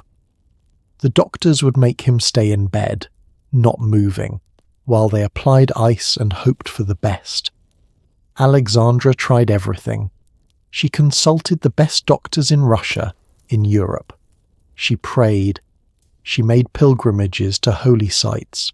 She collected religious icons and relics, surrounding Alexei's bedroom with them, as if faith alone could protect him. And here's where we start to see the seeds of later disaster. In her desperation, Alexandra became vulnerable to anyone who claimed they could help her son. Nicholas and Alexandra had already consulted various religious figures. This was common for royalty of the era. Before Alexei was born, they'd sought advice from people like Maître Philippe, a French mystic who claimed to have healing powers, and Papus, another occultist. These men had made vague predictions and offered spiritual guidance, and Alexandra had been receptive to them. But now, with Alexei's life hanging in the balance, her desperation reached new levels. She was no longer just interested in spiritual guidance. She was looking for miracles. In 1905, a Siberian peasant named Grigory Rasputin was introduced to the Imperial family. We'll talk much more about Rasputin later, but his entry into their lives was directly connected to Alexei's haemophilia. Rasputin claimed he could pray over Alexei and ease his suffering, and amazingly, sometimes it seemed to work. But we're getting ahead of ourselves. Before Rasputin became a major figure in their lives, Nicholas and Alexandra spent years just trying to keep their son alive day by day.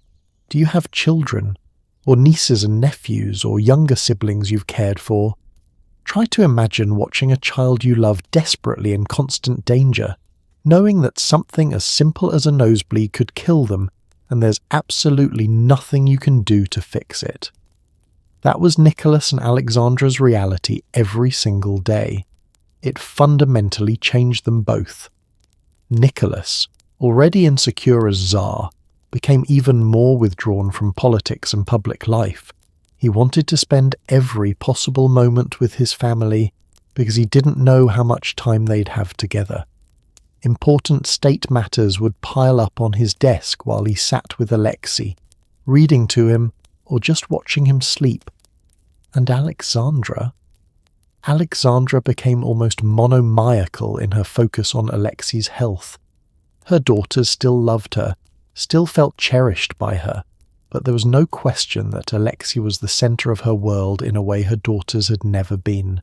This was partially because he needed more care, certainly, but it was also because he was her son, the male heir she'd prayed for desperately.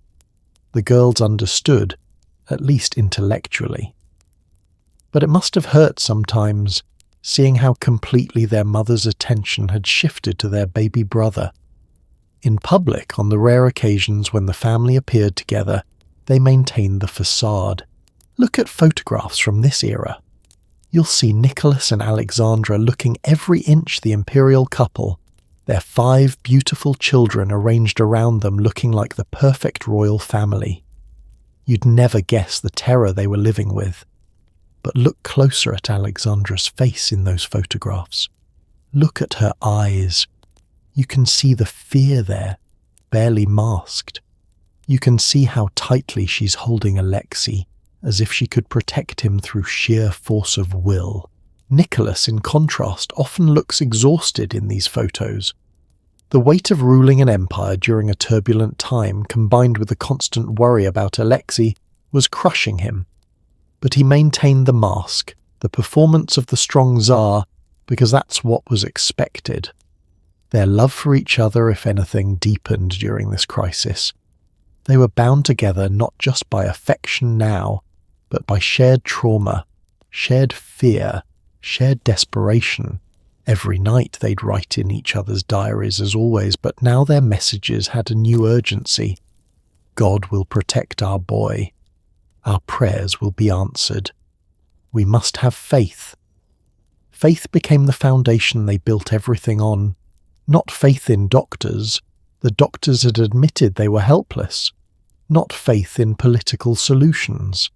Politics seemed irrelevant when your son might die at any moment. But faith in God, in prayer, in the idea that their suffering had meaning and would somehow be redeemed. This faith would later make them vulnerable to manipulation by people like Rasputin.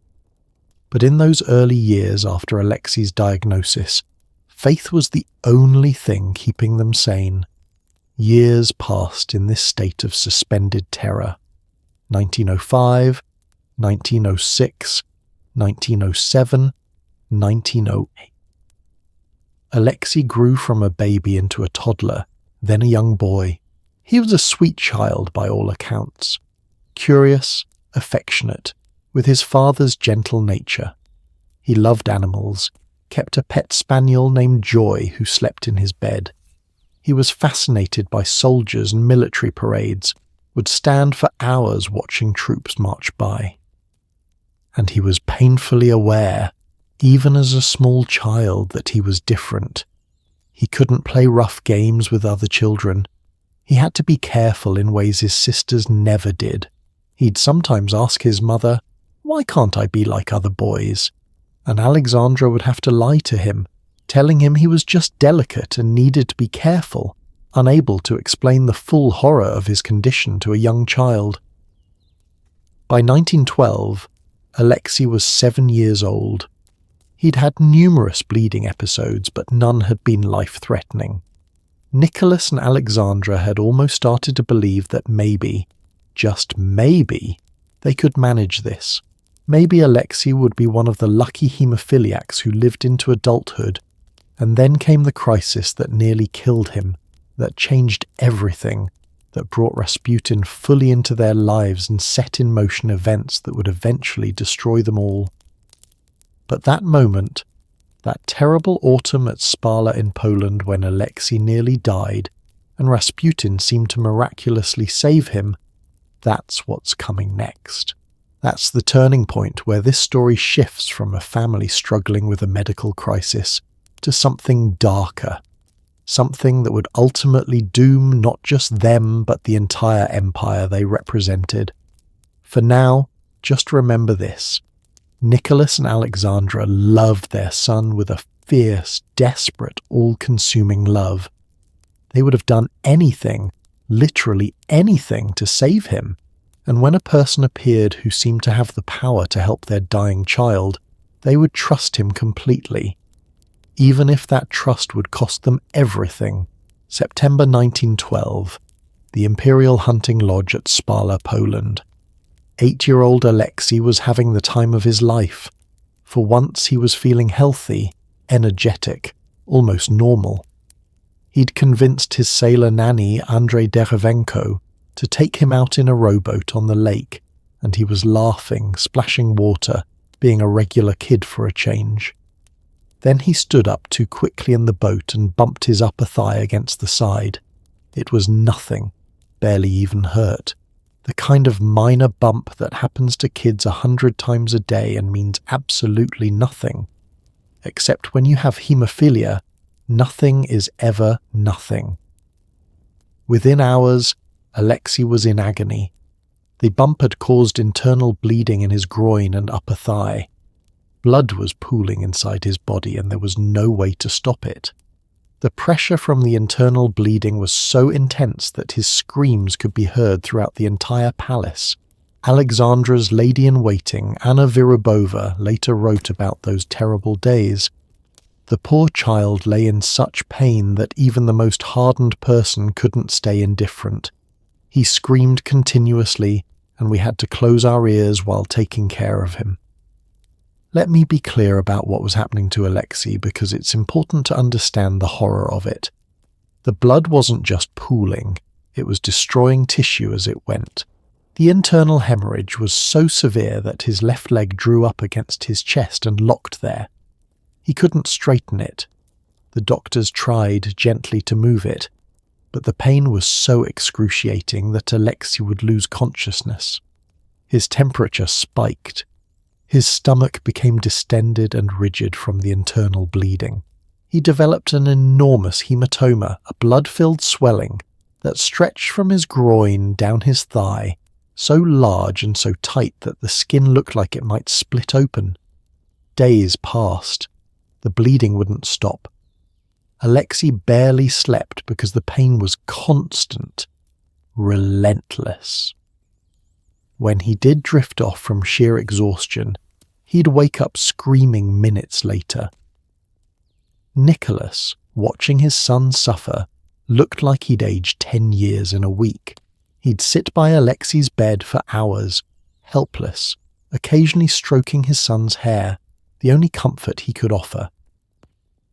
In his diary, Nicholas wrote with uncharacteristic brevity, "The days between the 6th and 10th were the worst we've ever experienced." But Alexandra? Alexandra was coming apart. She refused to leave Alexei's side. She sat in a chair next to his bed and literally didn't move for days. She wouldn't eat. She barely drank water. She just sat there, hour after hour, watching her son scream in pain, unable to help him, her face frozen in an expression of such profound anguish that servants who saw her wept. The doctors were honest for once. They didn't think Alexei would survive. The internal bleeding was too severe, lasting too long. Even if it eventually stopped, the damage to his leg, to his internal organs, might be permanent, and there was a very real possibility it simply wouldn't stop at all, that he'd bleed internally until his body gave out. By October 9th, Alexei's condition was so critical that the court began preparing for his death. They drafted the official announcement. They notified family members. Last rites were administered by the Orthodox priest. Alexei, conscious through all of this, understood what was happening. He looked at his mother and said, "When I am dead, it will not hurt any more, will it, Mama?" Can you even imagine? An 8-year-old child in unbearable pain, comforting his mother by talking about his own death as a relief. Alexandra didn't answer. She couldn't. She just held his hand and prayed. Nicholas was in his study, trying to maintain some semblance of normalcy, of doing his duty, but he was barely functioning. His daughters, the Ottoman sisters, were terrified, kept away from their brother's room but hearing his screams echo through the palace. Olga, the eldest at 17, later said it was the worst time of her entire life, worse even than what came later, because at least then they were all together. At Spala, they felt helpless and separate. Alexandra, sitting by Alexei's bed, made a decision. She sent a telegram to Grigory Rasputin, who was back in his home village in Siberia, hundreds of miles away. The telegram said simply, "The doctors give no hope. Our only hope is in God. Pray for us." Now, before we go further, we need to talk about who Rasputin actually was, because he's been mythologized so much that the real man gets lost. Grigory Yefimovich. Rasputin was a Siberian peasant, born around 1869 in a tiny village called Pokrovskoye. He had no education in the formal sense. He was functionally illiterate for much of his life, but he had something else, an intense, almost hypnotic charisma, and what appeared to be genuine spiritual gifts. He'd wandered Russia as a strannik, a religious pilgrim, visiting monasteries and holy sites, developing a reputation as a mystic and healer. Some called him a starets, a holy man, though he was never officially ordained by the church. In fact, there were persistent rumours he belonged to the Klisti, a banned religious sect that practiced ecstatic worship and, allegedly, ritual orgies. Whether this was true or propaganda from his enemies, we'll never know for certain. What we do know is that Rasputin had been introduced to Nicholas and Alexandra back in 1905, not long after Alexei's haemophilia was diagnosed, and on several occasions when Alexei had been in crisis. Rasputin had prayed over the boy and somehow the bleeding had stopped. How? Historians and medical experts still debate this. Some suggest Rasputin used hypnosis or suggestion to calm Alexei, and that calmness reduced his blood pressure and heart rate, which could slow bleeding. Some think he simply told the doctors to stop giving Alexei aspirin, which was commonly used for pain but is a blood thinner that would have made haemophilia worse. This alone could explain some miracles. Some believers think he genuinely had healing powers, and some cynics think it was pure coincidence, that the bleeding would have stopped anyway and Rasputin just had good timing. But here's what mattered. Alexandra believed absolutely that Rasputin could save her son. And when you believe something that completely, that desperately, you'll overlook anything else about the person. Because Rasputin was, well, he was a lot. He was crude, unwashed, with notoriously terrible personal hygiene. He drank heavily. He had a reputation, deserved or not, for sexual impropriety with the women who flocked to him seeking spiritual guidance. He was manipulative, power-hungry, and by most accounts genuinely creepy to be around. But he seemed to be able to help Alexei when no one else could. And for Alexandra, that was all that mattered. So there she sat by her dying son's bedside, having sent that desperate telegram to Siberia, waiting for... what? A miracle? A sign? Any shred of hope? Rasputin's response arrived the next day. Not a long telegram. He kept it short, which made it more powerful somehow. It read, "God has seen your tears and heard your prayers. Do not grieve. The little one will not die. Do not allow the doctors to bother him too much." That's it. That's all it said. And then, and this is where it gets eerie, within 24 hours Alexei's condition began to improve. The screaming lessened. The fever broke. The hemorrhaging, which had been unstoppable for nearly 2 weeks, simply stopped. The doctors were baffled. Medically, there was no explanation. The bleeding should have continued. Alexei should have died, or at minimum been crippled for life. Instead, slowly, impossibly, he began to recover. Alexandra looked at Rasputin's telegram, looked at her son breathing easier for the first time in weeks, and her faith in this Siberian peasant became absolute, unshakable, almost religious. In her mind, Rasputin had performed a miracle. He'd reached across hundreds of miles and saved her son through prayer alone. Was it really Rasputin's doing? Modern doctors think probably not. Hemorrhages do sometimes stop spontaneously, and the timing could have been pure coincidence. The instruction to not allow the doctors to bother him too much might have actually helped by reducing stress and stopping harmful treatments. But try telling that to a mother who's just watched her child come back from death's door. Alexandra didn't care about medical explanations. She knew what she'd witnessed. Her son dying, Rasputin's telegram, her son living, cause and effect, miracle.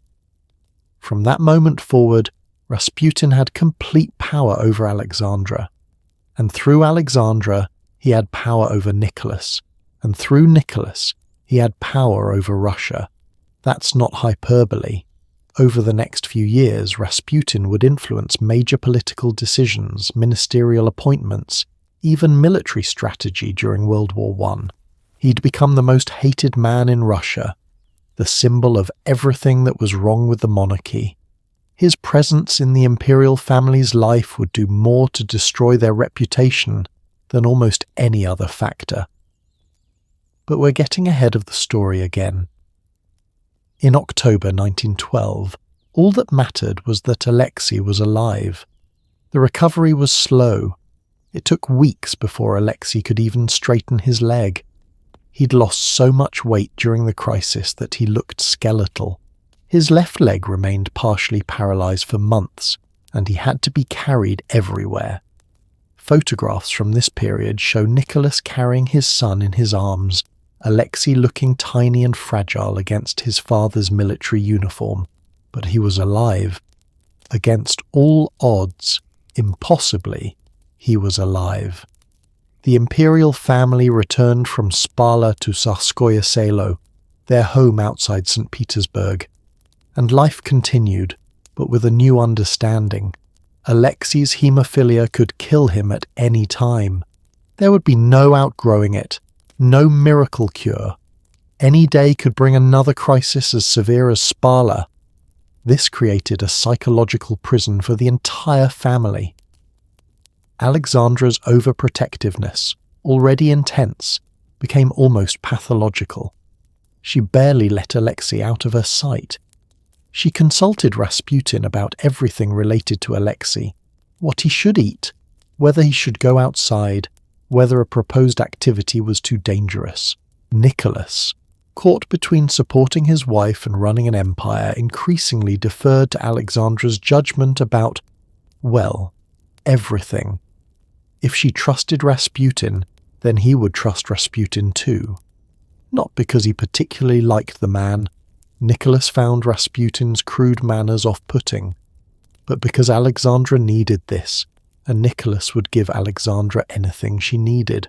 The 4 Grand Duchesses, Olga, Tatiana, Maria, and Anastasia, watched their mother's obsession with Rasputin with growing discomfort. The older girls, especially Olga and Tatiana, didn't like him.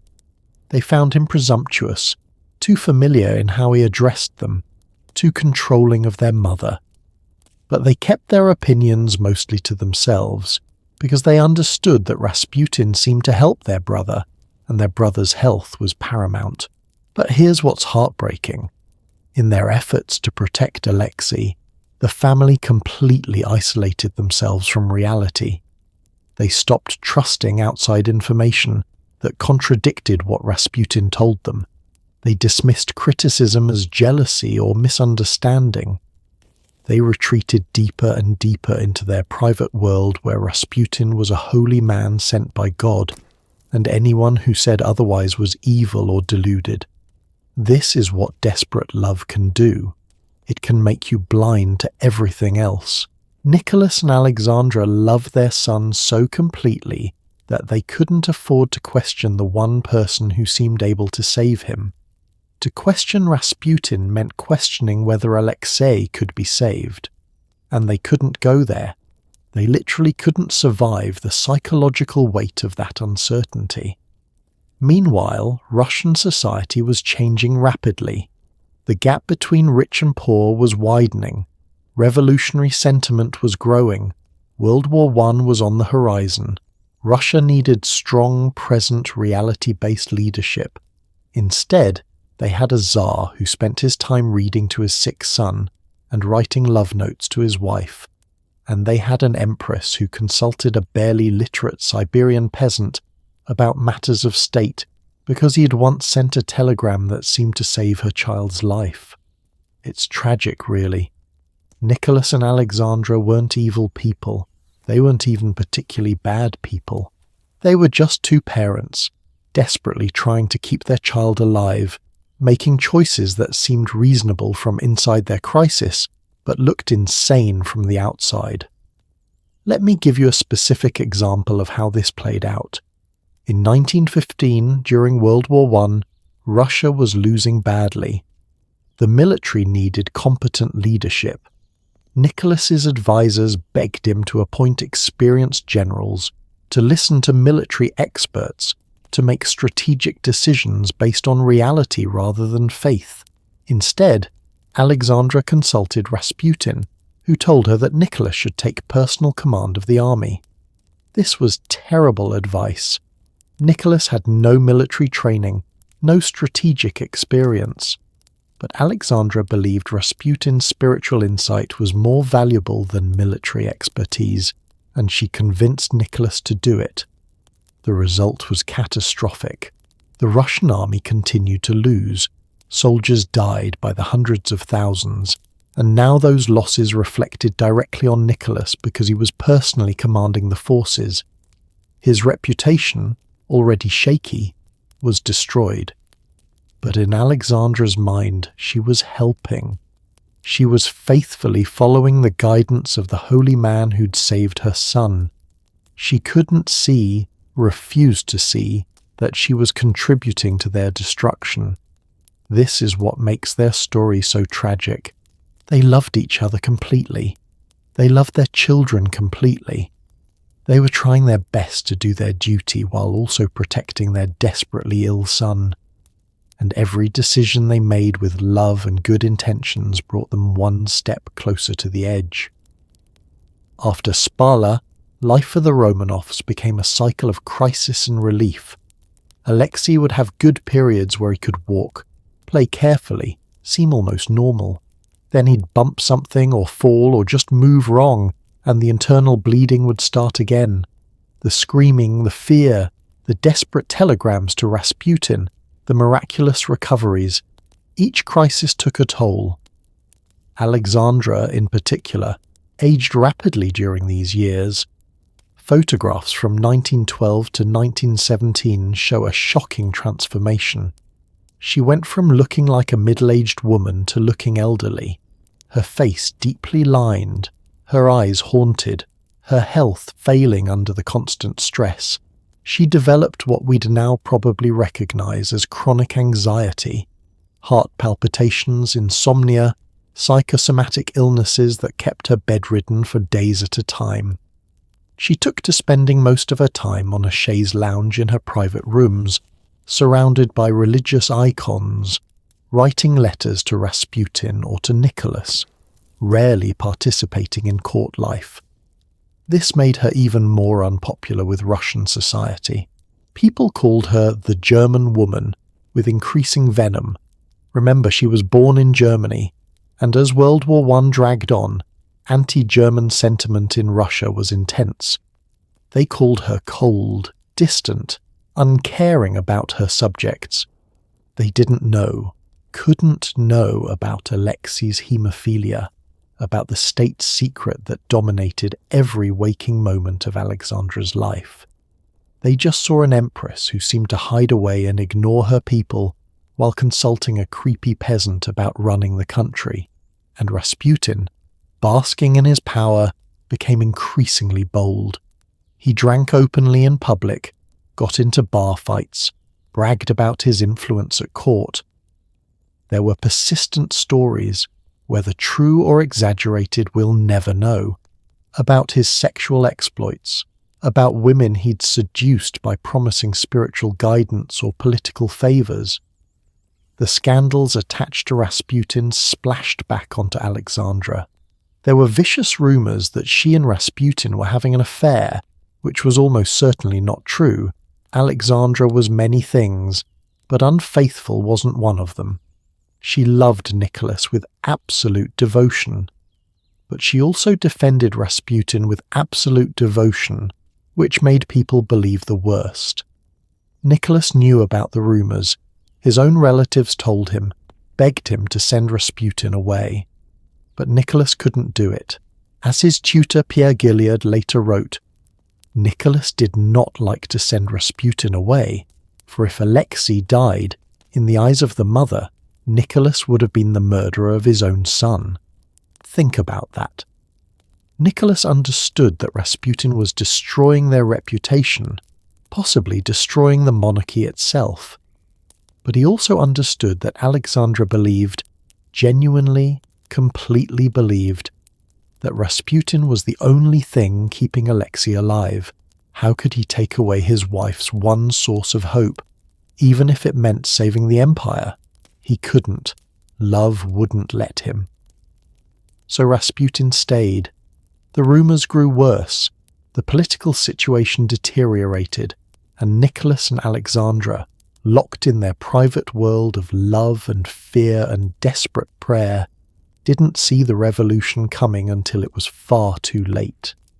But that revolution, and the role Rasputin's influence played in bringing it about, that's what's coming next. Because we're about to enter World War I, about to watch as Russia tears itself apart, about to see Nicholas and Alexandra make their final fatal choices based on love and faith and the desperate need to protect their son. For now, just hold this image in your mind.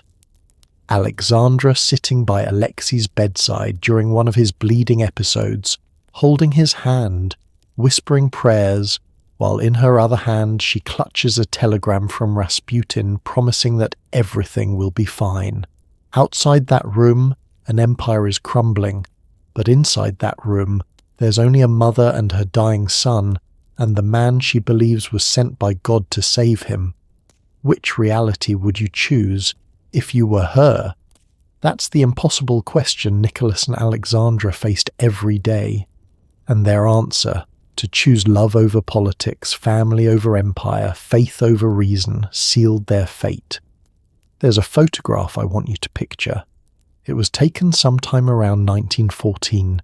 In it, Grigory Rasputin stares directly at the camera with eyes that seem to bore right through you. His hair is wild and greasy, his beard unkempt. He's dressed like a peasant, but he's surrounded by elegant Petersburg society women who gaze at him with expressions somewhere between devotion and fear. This man, this barely literate Siberian peasant who smelled of sweat and cheap wine, had more real power in Russia than any of the Tsar's ministers, generals or advisors. How did that happen? How did a nobody from nowhere become the most influential person in one of the world's great empires? The answer is simpler and sadder than you might think. He had something Nicholas and Alexandra needed more than political wisdom or military strategy. He had hope. And when you're watching your child slowly die, hope is worth more than kingdoms.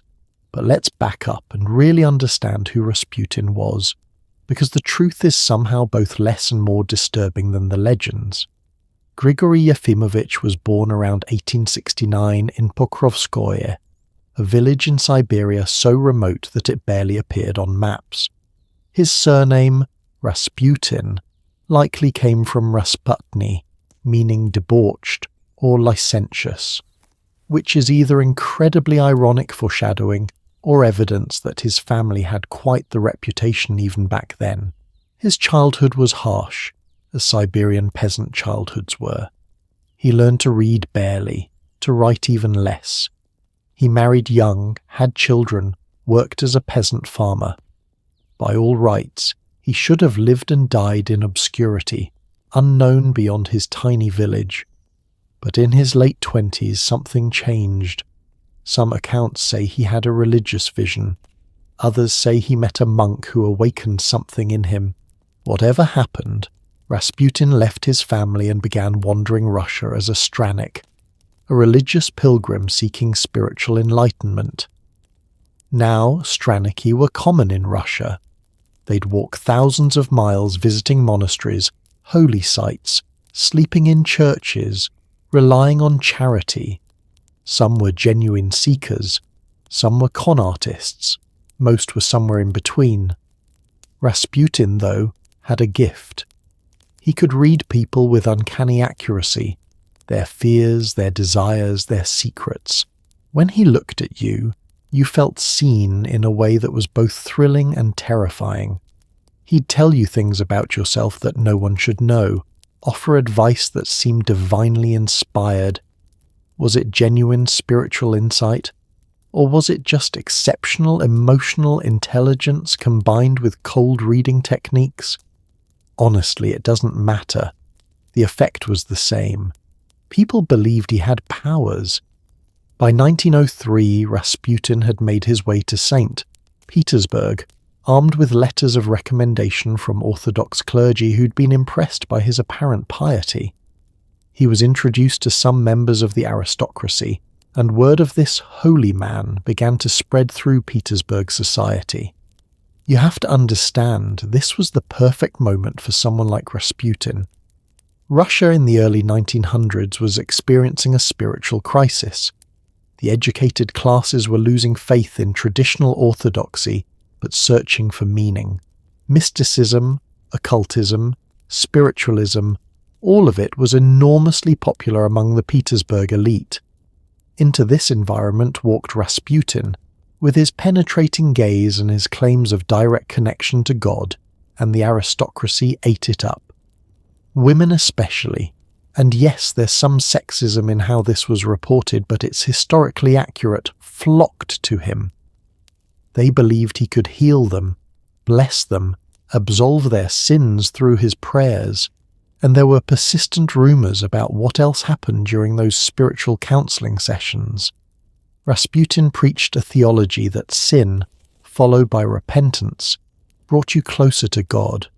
You had to sin deeply to repent deeply, and apparently he was quite willing to help his female followers experience that deep sin. Again, how much of this was true versus salacious gossip designed to destroy him? Hard to say, but even his supporters acknowledged that Rasputin drank heavily, visited bathhouses with women, and behaved in ways that would get any normal person arrested for public indecency.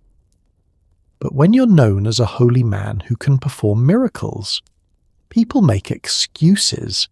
They say you're being spiritually tested, or that worldly morality doesn't apply to those who've transcended ordinary human limitations, or that your enemies are just jealous of your gifts. Sound familiar? It's the same logic that protects charismatic leaders in every era, including our own. In 1905, Rasputin was introduced to Nicholas and Alexandra through some well-connected intermediaries. This was shortly after Alexei's haemophilia diagnosis, when Alexandra was desperately seeking anyone who might help her son. Their first meeting was odd. Rasputin entered the palace in his peasant clothes, refused to show proper deference, called them by their first names, something absolutely unheard of. He talked to them not as subjects to their Tsar and Tsarina, but as equals, or even as someone superior speaking to inferiors who needed his guidance. Most people would have been thrown out for such presumption. But Nicholas and Alexandra were intrigued. There was something compelling about his absolute confidence, his lack of fear or artifice, and when he prayed over baby Alexei, something seemed to shift. The baby grew calmer, slept better. Coincidence? Maybe. But Alexandra noticed, and she remembered.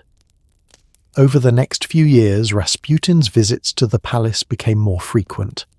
Whenever Alexei had a crisis, Alexandra would summon him, and consistently, maddeningly consistently, Alexei would improve after Rasputin prayed over him or sent one of his telegrams. Here's what's fascinating from a modern medical perspective. Rasputin's methods might actually have helped, but not for mystical reasons. Historians and doctors have analysed this extensively. First, Rasputin consistently told Alexandra to keep the doctors away from Alexei, to not let them bother him too much. This was probably the single most helpful thing he could have said, because doctors in 1912 didn't understand haemophilia. They were giving Alexei aspirin for pain, which thins blood and makes haemophilia worse. They were applying heating pads, which dilates blood vessels and increases bleeding. They were trying to manipulate his joints, which could trigger more internal bleeding.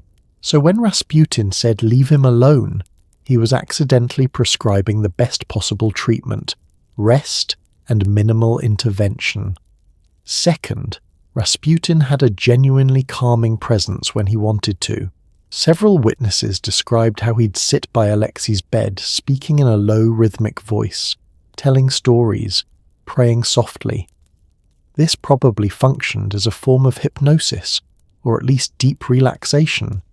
And when you're relaxed, your heart rate slows, your blood pressure drops, and internal bleeding slows down. Was this a miracle? Or just accidentally good medical practice combined with basic stress reduction?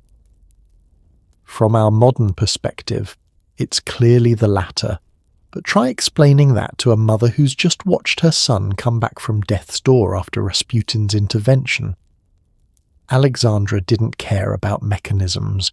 She cared about results, and the result was Rasputin seemed to save Alexei when nobody else could. So she trusted him, completely, absolutely, beyond all reason. And Rasputin, being human and flawed and ambitious, began to exploit that trust. It started small. He'd ask for favors for friends. Could Nicholas appoint this person to that position? Could Alexandra intervene in this case? Nothing too dramatic at first. But after the Spala crisis in 1912, when Rasputin's telegram seemingly saved Alexei from 800 miles away, his influence exploded. Alexandra began consulting him about everything, not just Alexei's health, but political appointments, military decisions, domestic policy. She'd write to Rasputin constantly. We have some of these letters, and they're revealing. She called him our friend with capital letters, treated his words as if they came directly from God. She'd send him detailed questions about government matters and wait anxiously for his replies, which were usually semi-literate notes riddled with spelling errors, but delivered with absolute confidence. And here's the really disturbing part. She'd then tell Nicholas that our friend had advised this or that course of action, and Nicholas, exhausted, overwhelmed, desperate to support his wife, would often just do it. Prime ministers were appointed and dismissed based on whether Rasputin liked them. Military strategies were changed because Rasputin had a feeling about them. Entire government policies were influenced by a man who could barely read. The Russian political establishment was horrified. Nicholas's relatives were horrified. Foreign ambassadors watching this unfold were horrified. They'd try to warn Nicholas, show him evidence of Rasputin's debauchery, beg him to send this man away before he destroyed the monarchy. Nicholas would listen politely, then do nothing, because doing something meant contradicting Alexandra, and Nicholas couldn't bear to cause her pain. Let me give you a specific example of how bad it got.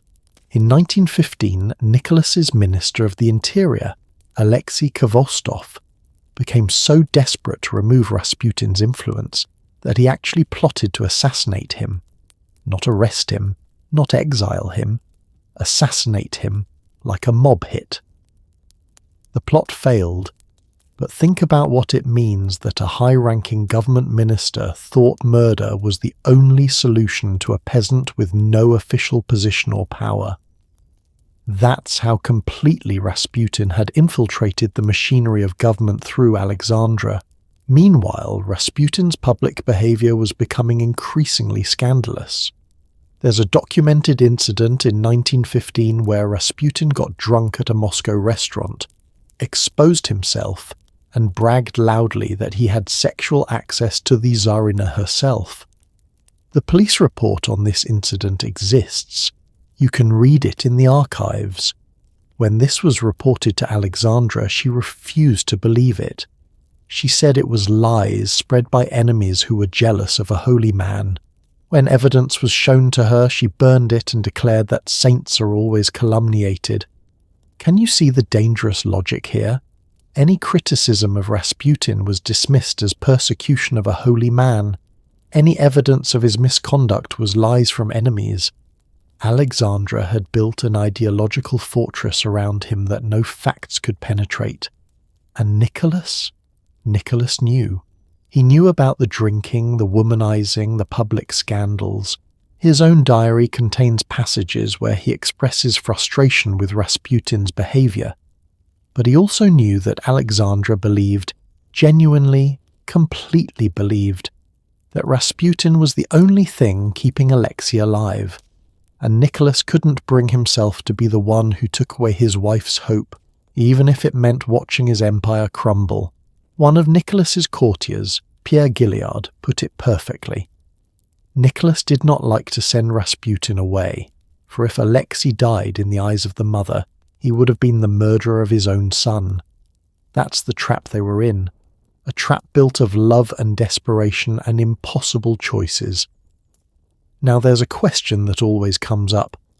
Was Alexandra actually having an affair with Rasputin? Because the rumours about this were vicious and widespread. The answer is almost certainly no. Everything we know about Alexandra suggests she was incapable of infidelity. She loved Nicholas with absolute devotion, wrote him love letters constantly, could barely function when he was away. The idea of her betraying him, especially with someone as crude as Rasputin, doesn't fit with anything else about her character. But the rumours persisted because her emotional dependence on Rasputin was so intense that it looked like a sexual relationship from the outside. She needed him, defended him with fierce passion, couldn't bear criticism of him.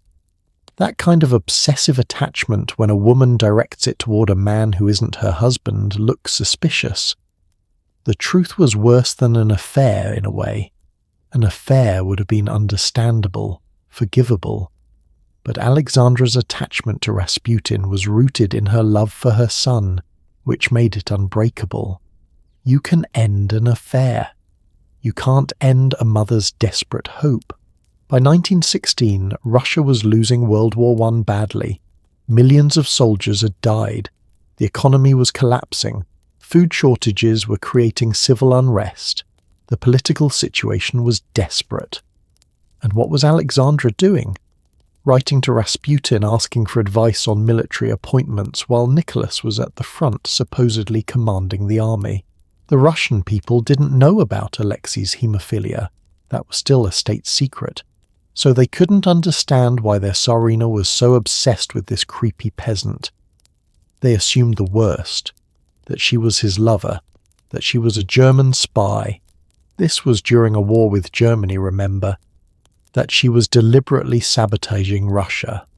None of this was true, but the truth, that she was just a desperate mother trying to keep her son alive, was a secret she couldn't reveal without endangering the entire monarchy. So the myths grew. The German woman and the holy devil were destroying Russia together. Cartoons circulated showing Rasputin as a puppet master controlling Nicholas and Alexandra. Songs mocked them.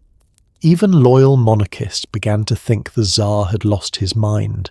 Nicholas's relatives held a family intervention, begging him to send Rasputin away. His mother, the Dowager Empress Maria, pleaded with him. His sister wrote him desperate letters. Foreign ambassadors warned that the monarchy couldn't survive with Rasputin wielding such influence. Nicholas would nod, agree that something had to be done, then do nothing. Because every time he tried to raise the issue with Alexandra, she'd become hysterical. Literally physically ill with anxiety about losing Rasputin's protection of Alexei. And Nicholas loved her too much to push harder.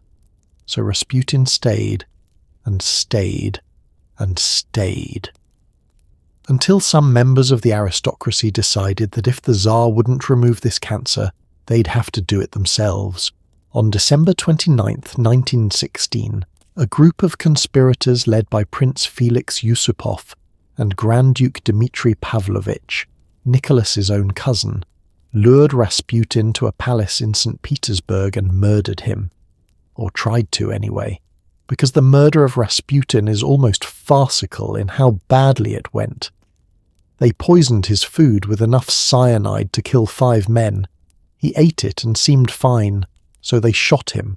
He went down, they thought he was dead, but then he got back up and tried to escape.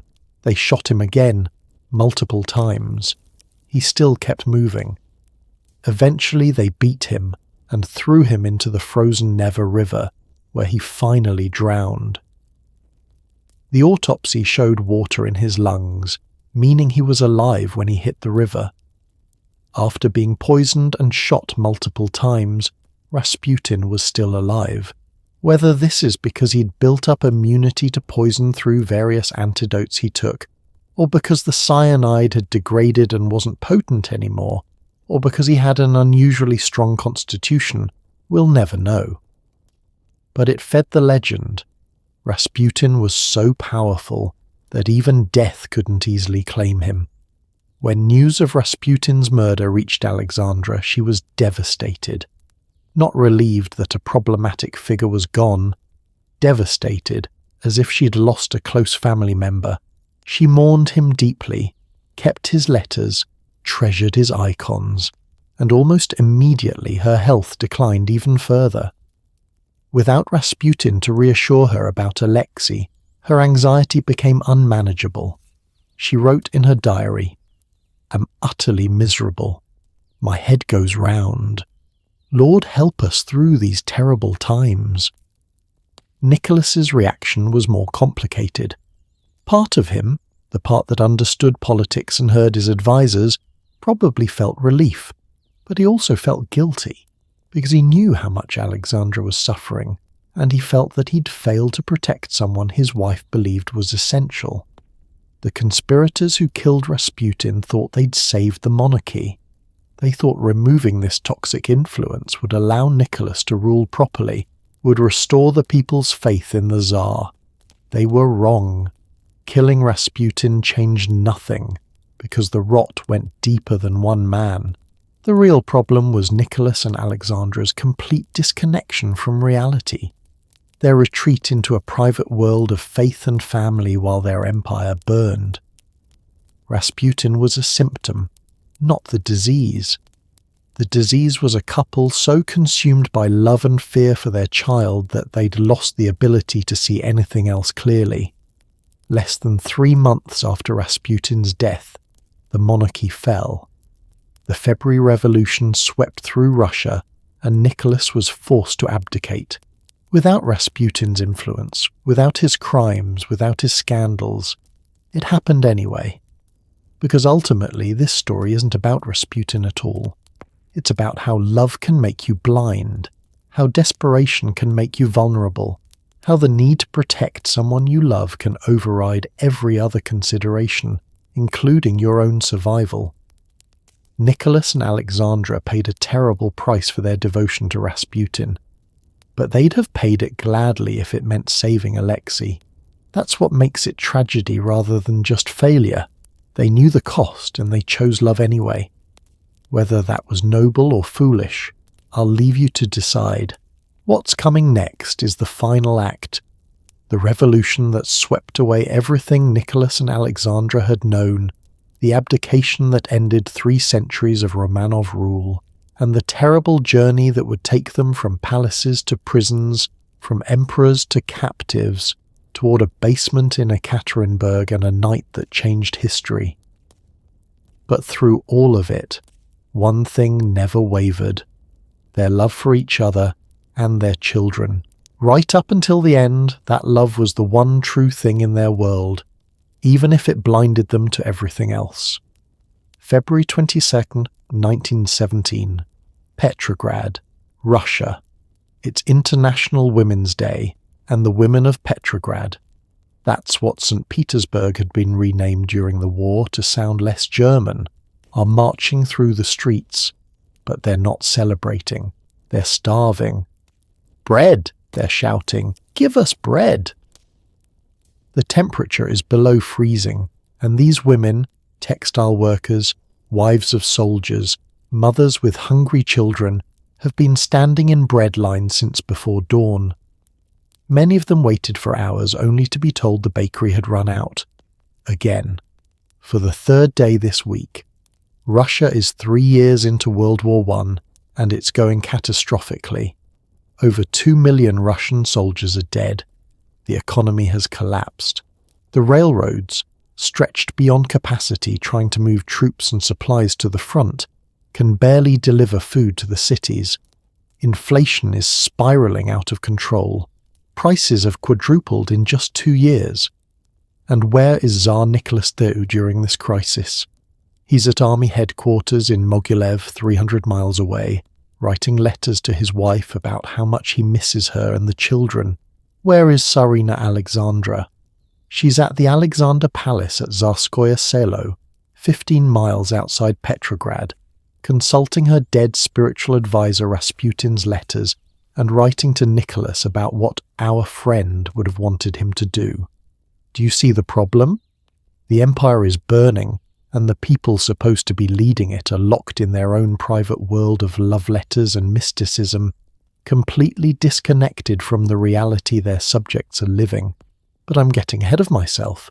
Let me take you back to 1914 to show you how it all fell apart. August 1914. World War I begins. The assassination of Archduke Franz Ferdinand in Sarajevo has triggered a cascade of alliances and declarations of war across Europe. Russia, allied with France and Britain, finds itself at war with Germany and Austria-Hungary.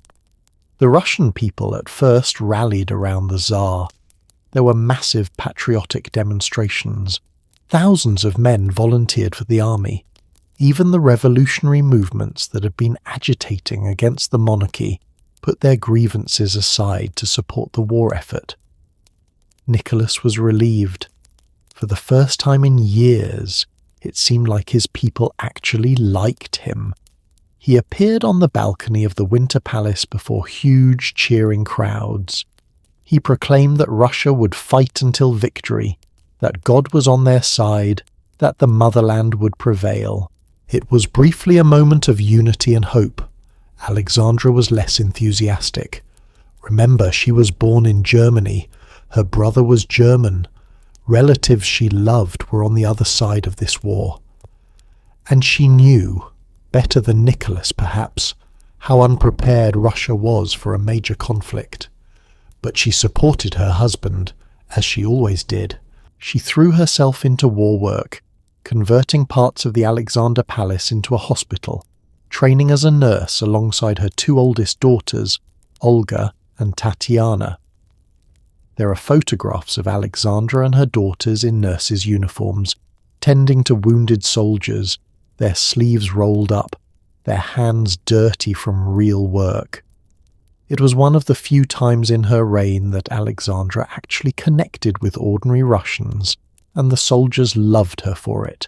They'd tell stories about the Tsarina personally changing their bandages, talking to them about their families, praying with them when they were dying. For a brief moment it seemed like maybe Alexandra could bridge that gap between herself and the Russian people after all. But then the war started going badly, really badly. The Russian army was enormous, over 5 million men, but it was poorly equipped, poorly trained, and poorly led. Soldiers were being sent to the front without rifles, told to pick them up from dead comrades on the battlefield. Artillery units ran out of shells. The supply lines were a disaster. The generals were often incompetent aristocrats who'd been appointed based on family connections rather than military skill. By 1915, Russia had lost nearly 4 million men, killed, wounded, or captured. Entire armies were encircled and destroyed. Poland fell to the Germans. The retreat turned into a rout, and Nicholas, watching this catastrophe unfold from afar, made what might have been his single worst decision of the entire war. He decided to take personal command of the army. Alexandra had convinced him to do this. She'd written him letter after letter, quoting Rasputin's advice that Nicholas needed to personally lead his troops to victory, that his spiritual presence at the front would turn the tide. Every one of Nicholas's advisors told him this was insane. His ministers begged him not to do it.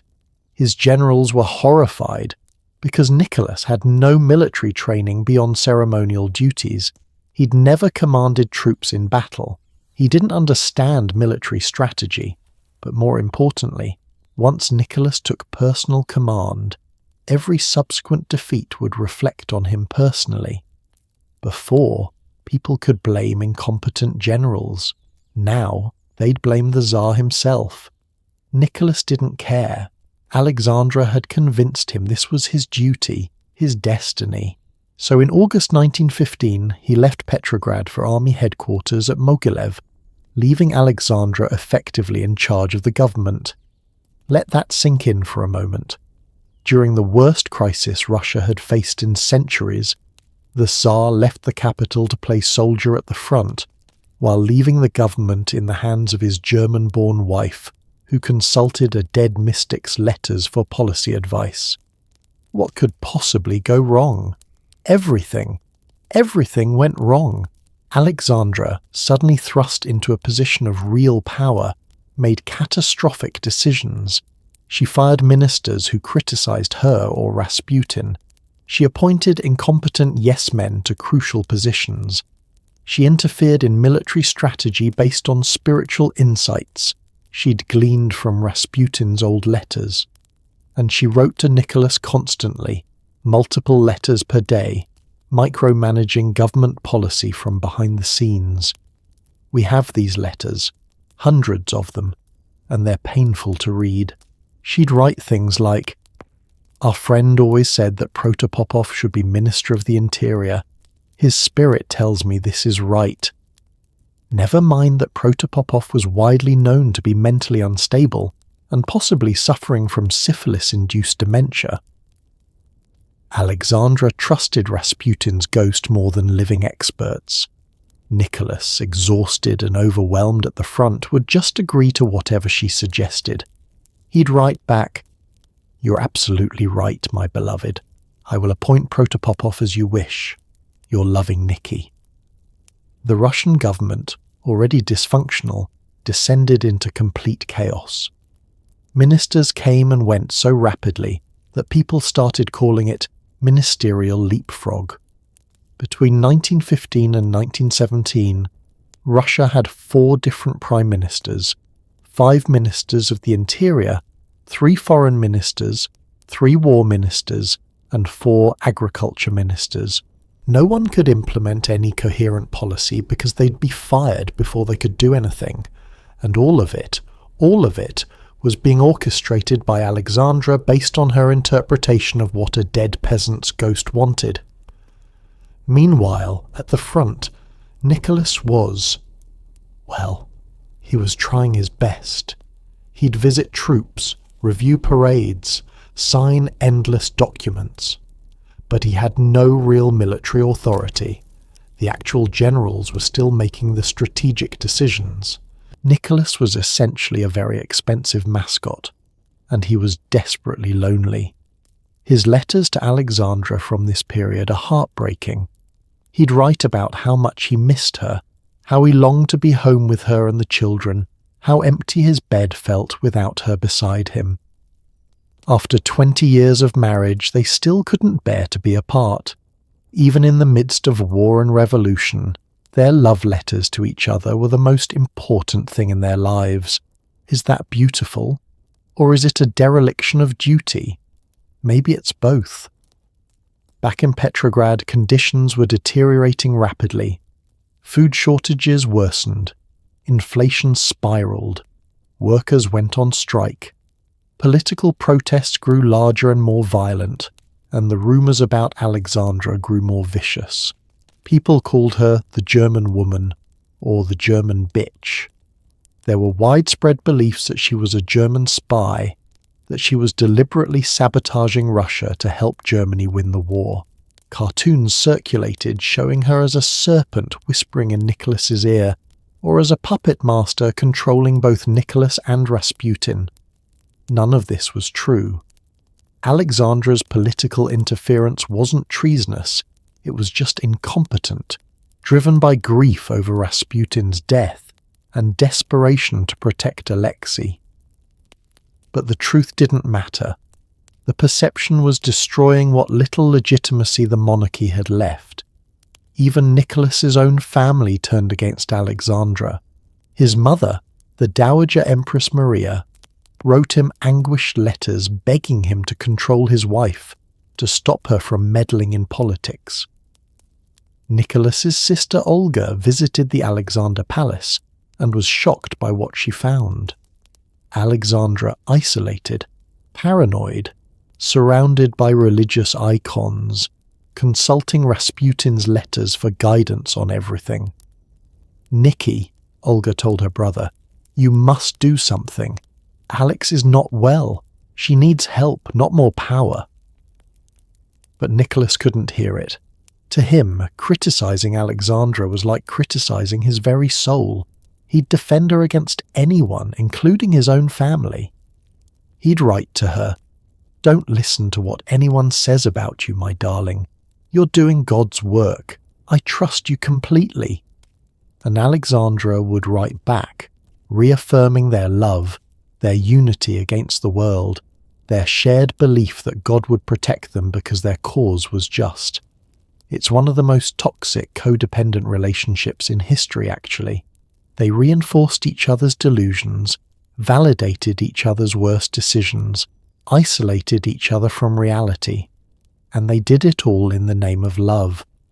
By early 1917, even conservative monarchists were talking about the need to remove Nicholas from power.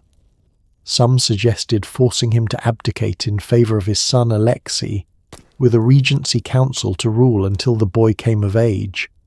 Others wanted to simply lock Alexandra away somewhere, declare her insane, and free Nicholas from her influence. There was even a half-formed plot to kidnap Alexandra and force her into a convent. That's how desperate people had become, but nobody acted fast enough, because on February 22, 1917, those women marched through Petrograd demanding bread. And the next day, more people joined them, men this time, factory workers, students. The protests grew larger. February 24th, nearly 200,000 people were in the streets. Bread, peace, down with the Tsar. Nicholas, at military headquarters, heard about the protests and dismissed them. He'd seen protests before. They always died down. He sent a telegram to the military commander in Petrograd.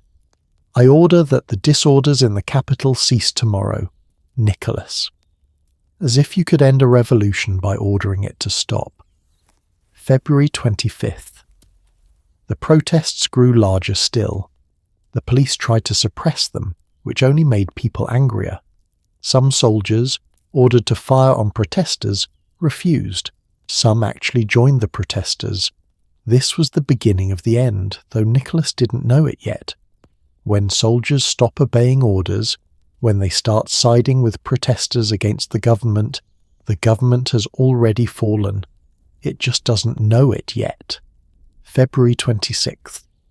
The Petrograd garrison, the military units responsible for protecting the capital, began to mutiny. Entire regiments went over to the side of the protesters. They seized arsenals, distributed weapons to civilians, and joined the revolution.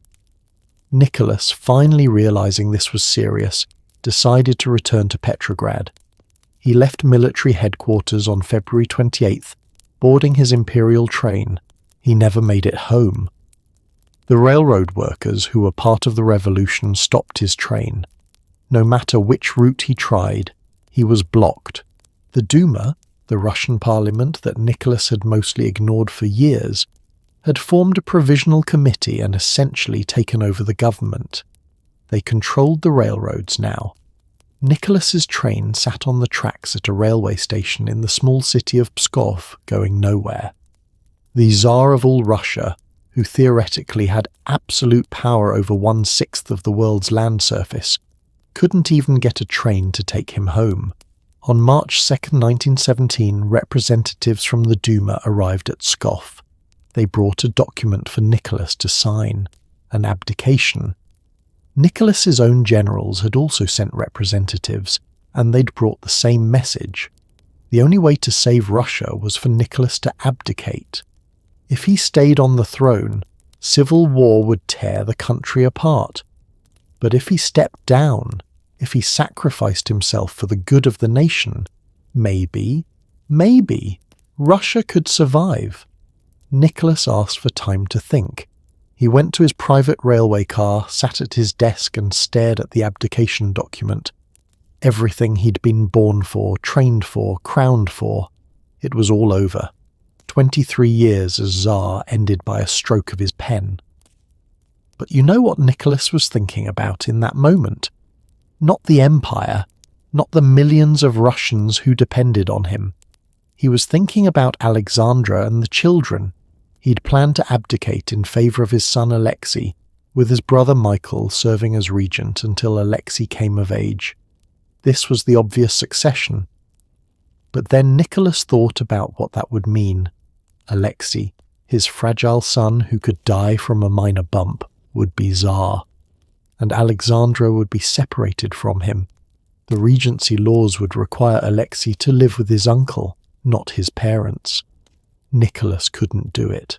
He couldn't separate Alexei from Alexandra, couldn't leave his sick son without his mother's protection. So instead, Nicholas decided to abdicate for both himself and Alexei, passing the throne to his brother Michael. This was probably illegal.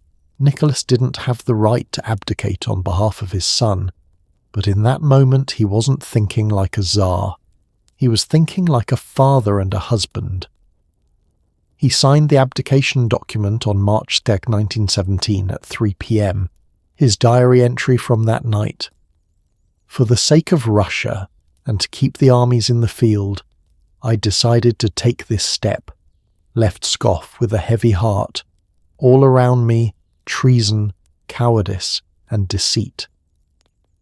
The next day, his brother Michael, who'd been given exactly 0 notice about any of this, refused the throne.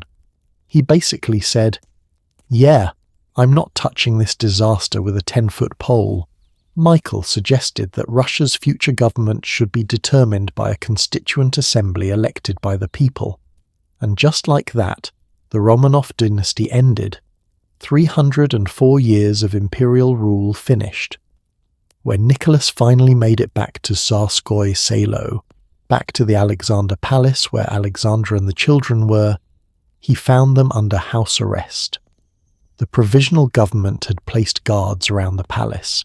The family was now prisoners in their own home.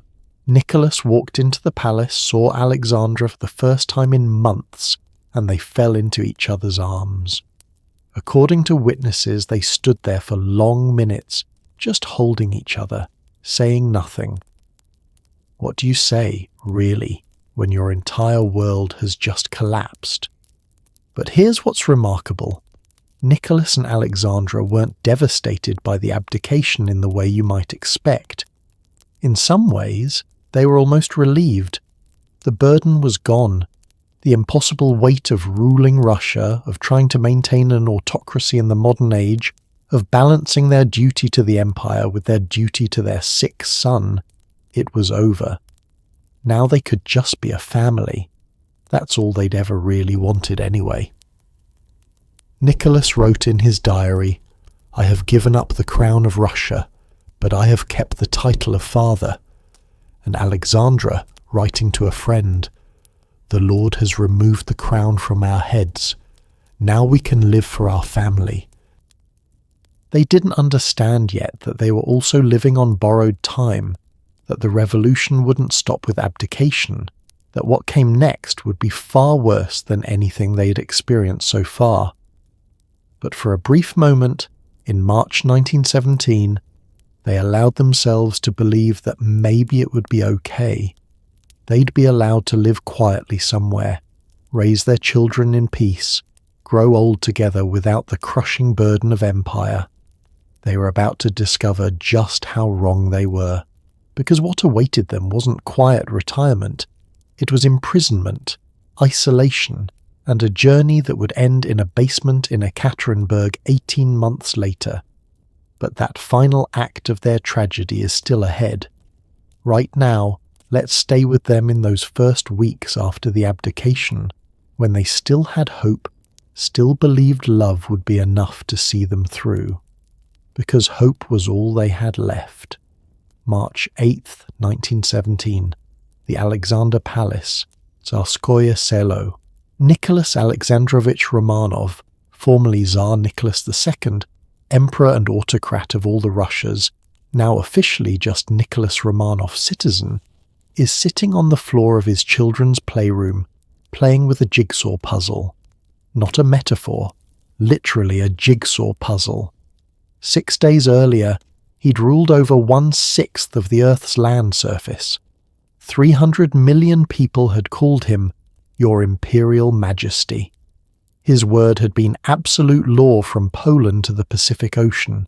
Now he's doing puzzles on the floor with his kids because, well, what else is there to do when your entire world has collapsed? But here's the thing that shocked everyone who witnessed it. Nicholas seemed genuinely happy. His English tutor, Sidney Gibbers, wrote in his diary, "The former emperor appears more relaxed than I have ever seen him. He smiles frequently, plays with the children, takes long walks in the garden. It is as if a tremendous weight has been lifted from his shoulders, or because it had been. The impossible burden of autocracy, of trying to rule an empire while managing a family medical crisis, of being torn between duty to his people and love for his family, it was gone. For the first time in 23 years, Nicholas could just be a father and a husband. Is that selfish? Probably. Is it deeply human? Absolutely." Alexandra's response to the abdication was more complex. She'd spent years pushing Nicholas to be a strong Tsar, to resist any limitation on his autocratic power, to rule as his father had ruled. And now, suddenly that fight was over. They'd lost. But in losing the crown, she'd gotten back the one thing she valued more: Nicholas's full attention. He was home. He was with her and the children. No more months apart while he stayed at military headquarters. No more agonizing over government decisions that neither of them really understood. She wrote in her diary, "The Lord has sent us this trial because he knows we needed it. Now we can live for each other and our children. Living for each other." That's what it had always been about, really. The provisional government that had taken power after Nicholas's abdication wasn't quite sure what to do with the imperial family. They weren't tyrants. Most of them were liberal reformers who'd spent years pushing for constitutional monarchy, not revolution. They'd never actually wanted to overthrow the Tsar, just to limit his power. Now they had an ex-Tsar under house arrest and no clear plan for what came next. The obvious solution was to send the family abroad, to England perhaps, where Nicholas's cousin, King George V, had indicated he might grant them asylum, or to one of the Scandinavian countries, somewhere safe, where they could live out their lives in quiet exile. But Russia in March 1917 was chaotic. The provisional government had authority on paper, but real power lay with the Soviets, workers' councils that had sprung up across the country. And the Soviets wanted the Romanovs punished, not exiled to comfort in England. So the family stayed at the Alexander Palace, under increasingly strict guard, while politicians argued about their fate. For Nicholas, Alexandra, and their 5 children, Olga, 21, Tatiana, 19, Maria, 17, Anastasia, 15, and Alexei, 12. Life under house arrest was strange but not entirely unpleasant, at least at first. They couldn't leave the palace grounds. Soldiers guarded every door and gate. Their mail was monitored, their visitors screened. But within those constraints they had remarkable freedom. They had their own rooms, their possessions, most of their servants. They ate well, not imperial banquets but decent meals. They were together. Nicholas established a routine almost immediately. Every morning he'd do physical work, chopping wood, shoveling snow, clearing paths in the gardens. He insisted on this, said he needed the exercise. But it was also a way of asserting some control over his life, of accomplishing something tangible when everything else felt helpless. The children joined him. Photographs from this period show the former Tsar and his daughters in ordinary clothes, their sleeves rolled up, sawing logs and hauling firewood. They're smiling in these pictures. Actually smiling. Alexandra, meanwhile, spent most of her time in her rooms. She wasn't well. The stress of the previous years had wrecked her health. She suffered from severe sciatica that made walking painful. She had heart palpitations and anxiety attacks. She spent many days lying on a chaise lounge doing needlework or reading religious texts, surrounded by her icons and photographs of Rasputin.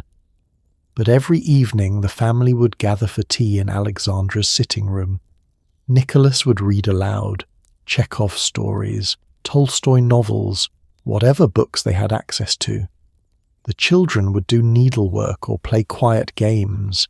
Alexei, feeling relatively healthy during this period, would build elaborate card houses that his mischievous sister Anastasia would then accidentally knock down, making everyone laugh. It sounds almost idyllic, doesn't it? Like a family vacation, except it was house arrest and the future was terrifyingly uncertain. Here's what makes this period so poignant. They knew it couldn't last. They weren't stupid. They understood that political sentiment in Russia was turning increasingly radical, that the provisional government was weak, that something worse might be coming. But they chose to focus on the present moment, on the gift of being together. Nicholas's diary entries from this period are remarkably peaceful. He writes about the weather, about family dinners, about books he's reading. Very little about politics or the future. It's like he'd decided to simply exist in the now, to find contentment in small things.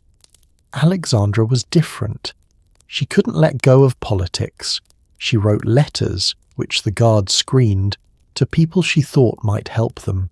She talked constantly about how the Russian people would come to their senses, realize they'd made a mistake, beg Nicholas to return to the throne. She genuinely believed this would happen. Even after everything, she couldn't accept that the monarchy was truly over. The children, especially the older girls, understood the reality better than their mother did.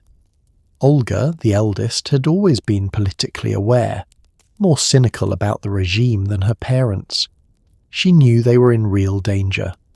Tatiana, practical and organized, threw herself into helping manage the household, creating routines and structure to maintain some normalcy.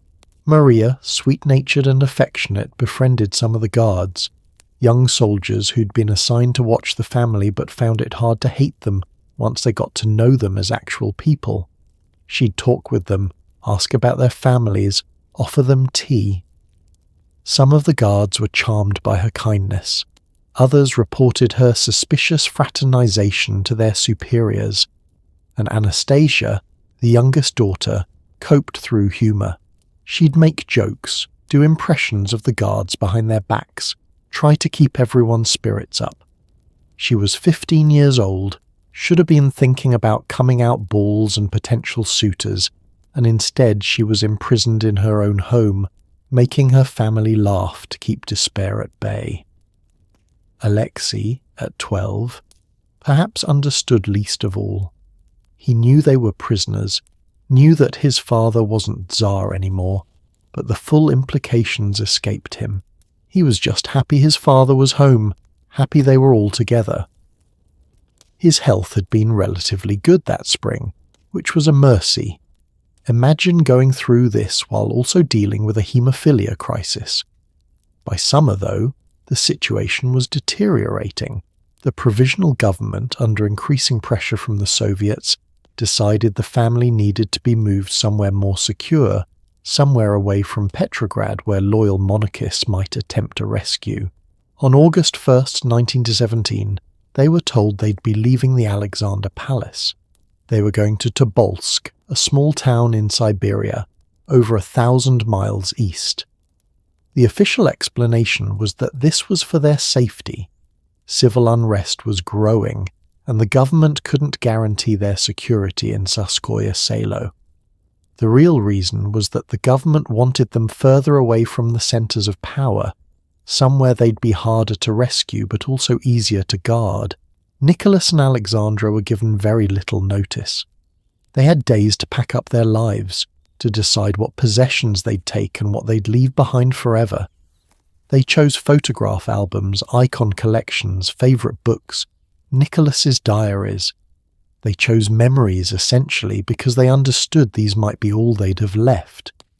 The journey to Tobolsk took 4 days by train, travelling through the heart of Russia. The windows of their train car were covered, so they couldn't see out and people outside couldn't see in. But at stations they could hear crowds gathering, shouting, sometimes sympathetic, more often hostile. At one stop, someone threw a rock that cracked the window of the children's compartment. At another, workers tried to force their way onto the train to see the tyrants before guards drove them back. The family huddled together in their compartments, trying to pretend this was just an ordinary train journey, trying to maintain the illusion of normalcy for the younger children's sake. They arrived in Tobolsk on August 6th and were taken to the governor's mansion, a large house that had been hastily converted into their prison. It was comfortable enough. Big rooms, decent furnishings, but it was undeniably a prison. High fences were constructed around it. Guards patrolled constantly. They couldn't leave the grounds at all, not even for walks. Life in Tobolsk settled into a new routine. Nicholas continued his physical work, now shoveling snow and building a snow mountain in the garden for the children to slide down. Alexandra continued her invalid routine, rarely leaving her rooms. The children tried to make the best of it. They put on plays for each other, held concerts, celebrated birthdays and holidays with whatever small festivities the guards allowed. And they waited for what they weren't entirely sure: rescue, trial, execution. The future was a blank page, terrifying in its uncertainty. Nicholas and Alexandra clung to each other through all of it. At night they'd lie in bed talking about their past. Remember when we first met? Remember that summer at Livadia? Remember when Olga was born? They'd relive their love story, finding comfort in the memories of happier times. They also talked about the future, though more carefully. Alexandra insisted they'd be rescued, that loyal monarchists were working on plans even now. Nicholas was more realistic, but he couldn't bear to voice his darker thoughts to his wife, so he'd just agree. Yes, maybe someone would help them, maybe things would work out. But in his diary he was honest. He wrote about his fear for his family, his regret over decisions he'd made or failed to make, his acceptance that he might never leave Siberia alive. One of the most heartbreaking entries from this period: "I would give anything to know that my dear ones will be safe. What becomes of me matters not at all." By October 1917, news reached them of another revolution in Petrograd. The Bolsheviks, led by Vladimir Lenin, had overthrown the provisional government. Russia was now under control of a radical communist regime that openly called for the execution of the former Tsar. The family's guards changed. The relatively sympathetic soldiers who'd been watching them were replaced by hardened Bolshevik Red Guards, who treated them with open contempt. They called Nicholas the Blood Drinker to his face. They scrawled obscenities on the garden walls. They made the family remove their epaulets and imperial insignia, strip away every symbol of their former status. And still, within the walls of their prison, Nicholas and Alexandra maintained their dignity. They never complained. They never begged. They held their heads high, treated their captors with formal politeness, and focused on their children. The winter of 1917 to 1918 in Tobolsk was brutal, even by Siberian standards.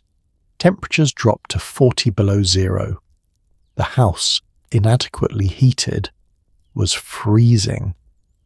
They wore layers of clothing indoors. Alexei developed frostbite on his fingers. But they were together.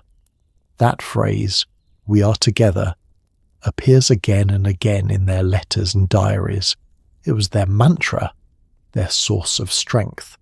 As long as they had each other, they could endure anything, or so they believed. In April 1918, they received orders that they were being moved again, this time to Ekaterinburg, a mining town in the Ural Mountains. The orders said that only Nicholas would go initially, that Alexandra and the children would follow once Alexei, who was experiencing another haemophilia crisis, was healthy enough to travel. This was the first time in their entire imprisonment that they might be separated. Nicholas was devastated. Alexandra was nearly hysterical. But they had no choice. On April 26, 1918, Nicholas left Tobolsk with his daughter Maria, who had insisted on going with him to care for him. Alexandra, too ill to travel and unwilling to leave Alexei during his health crisis, stayed behind with the other 3 daughters. It was the first time Nicholas and Alexandra had been separated in over a year. It felt wrong, dangerous, like some essential protection had been stripped away. Alexandra wrote in her diary that night, "Parting with my darling was most agonizing. May God protect him and bring us together soon. I cannot bear this separation." Nicholas wrote to her from the train, "My beloved, my heart is breaking without you, but I know you are with our precious Alexei, and that gives me strength. We will be together again soon. Your eternally devoted Nicky." They would see each other again. In just a few weeks, Alexandra and the children would join Nicholas in Ekaterinburg at a house with the sinister name, the House of Special Purpose. But those few weeks apart were torture for them both, because on some level, I think they both understood that something had shifted, that the end was approaching, that their time together was running out. The abdication had been their last dance as emperor and empress. Now they were entering the final act, the part of the story where love would be tested not by political pressure or social expectations, but by mortality itself. They'd spent over 20 years refusing to be parted by anything, not family opposition, not religious differences, not revolution. Now they'd discover whether their love could survive even death. That test was just ahead. But for now, in late April 1918, they're separated. Nicholas in Ekaterinburg, Alexandra in Tobolsk, writing each other love letters across the distance, holding on to hope, believing against all evidence that somehow, some way, they'd find their way back to each other and to safety. They were right about one part. They would be together again. But safety, that was never coming. Alexandra steps off the train, supported by her daughters Olga, Tatiana and Anastasia. She's so weak from illness and the journey that she can barely walk. Alexei, still recovering from his haemophilia crisis, has to be carried. They've travelled for 5 days through the chaos of civil war-torn Russia to reach this industrial city in the Ural Mountains, and there, waiting on the platform, is Nicholas. They haven't seen each other in nearly a month, the longest separation of their entire marriage. Alexandra, despite her weakness, breaks into a smile. Nicholas rushes forward. The guards try to maintain some protocol, but they can't stop this reunion. Nicholas and Alexandra embrace right there on the platform, holding each other as if they'll never let go again. The children cluster around them, and for a moment the guards just watch this family that's been painted as monsters in Bolshevik propaganda acting like a family that has desperately missed each other. One of the guards later wrote in his memoir, "I'd been told they were tyrants, bloodsuckers, but what I saw was a sick woman and her husband holding her up, and children who looked half-starved and terrified. I felt for the first time that maybe we were the monsters." But that moment of compassion wouldn't last long. They were taken to a house on Voznesensky Prospect that belonged to a merchant named Nikolai Ipatiev. The house had been requisitioned by the Bolsheviks and converted into a prison, though they called it the House of Special Purpose. Faya, a name that sounds ominous even without knowing how the story ends. The house was surrounded by a high wooden fence painted white so no one could see through it. Every window on the ground floor was painted over or covered with boards. Armed guards patrolled both inside and outside. Machine gun nests were positioned at the corners. This wasn't house arrest anymore. This was maximum security imprisonment. The family was given 5 rooms on the upper floor. A bedroom for Nicholas and Alexandra, a bedroom for Alexei, a shared bedroom for the 4 daughters, a dining room, and a small bathroom. That's it. 7 people. 8.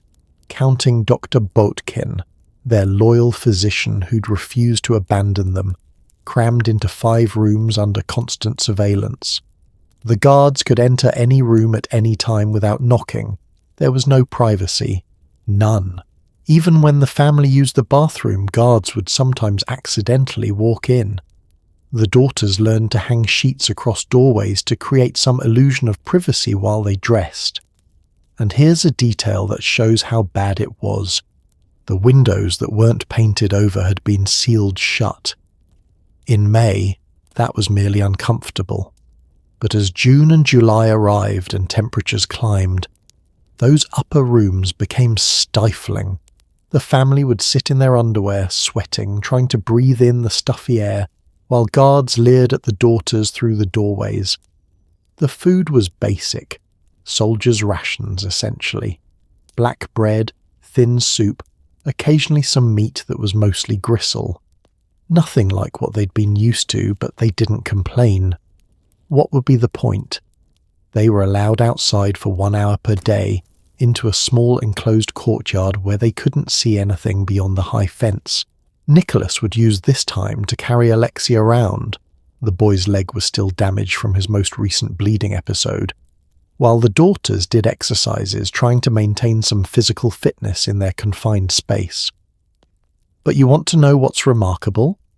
Even here in the House of Special Purpose, under conditions that would break most people, Nicholas and Alexandra maintained their routines, their dignity, and their love. Every morning Nicholas would wake first. He'd get dressed in the same worn military tunic he'd been wearing for months. The epaulets had been torn off, but it was still his uniform, still connected him to who he'd been. He'd wake Alexandra gently, help her sit up. Her sciatica was so bad now that movement was agony. And they'd pray together. Then they'd have breakfast with the children, whatever thin tea and hard bread the guards provided. Nicholas would try to keep conversation light, telling stories, making plans for what they'd do when this is over, maintaining the pretense that there would be an after. The days were long and empty. There were no books beyond the few they'd managed to bring. No newspapers. The guards had banned those. No visitors except the occasional commissar coming to interrogate them or inspect the conditions. So they filled the time with each other. Nicholas would read aloud from the Bible. They had 2 copies, and these became their most precious possessions. They'd read the Psalms, finding comfort in ancient words about endurance through persecution. Alexandra particularly loved Psalm 91. He who dwells in the shelter of the Most High will abide in the shadow of the Almighty. The daughters would do needlework, sewing and repairing their few clothes. They'd create little gifts for each other, embroidered handkerchiefs, repaired jewellery, small things that said "I love you" when they couldn't say much else. Anastasia, true to form, kept trying to make people laugh. She'd do impersonations of the guards, mimic their rough Siberian accents, create little comedy sketches with Alexei as her co-star. Even in prison, she was determined to keep despair at bay. Maria, kind-hearted Maria, befriended one of the guards, a young man not much older than her named Ivan. She'd talk with him during their courtyard time, ask about his family, his dreams. He'd smuggle them small treats when he could. A fresh egg, some milk for Alexei. He was falling in love with her, this imprisoned Grand Duchess who treated him like a human being despite everything. His superiors noticed and transferred him away. Maria cried for days. Olga, the eldest, spent a lot of time with her mother. They'd sit together in Alexandra's room, Olga reading to her mother or just holding her hand. Olga had always been the most politically aware of the children, the one who understood best what was really happening. She knew they were probably going to die. She never said it aloud, but you can see it in the last photographs taken of her. Her eyes hold a kind of knowledge, a sad acceptance. Tatiana, practical and organized, became the family's manager. She'd divide up the housework, negotiate with the guards for supplies, make sure Alexei took his medicine. She was only 19 years old, but she carried herself with the authority of someone much older. Someone had to hold things together, and Tatiana took that burden on herself. And Alexei, 12-year-old Alexei, who should have been learning to rule an empire but instead was learning to endure captivity. He was in pain frequently. His damaged leg ached constantly, and he'd have occasional bleeding episodes that would confine him to bed. But he tried so hard to be brave, to not worry his parents more than they were already worried. Nicholas would carry Alexei everywhere, unwilling to let his son struggle. There are photographs of this, the former Tsar carrying his son like a baby, even though Alexei was 12 and getting heavy.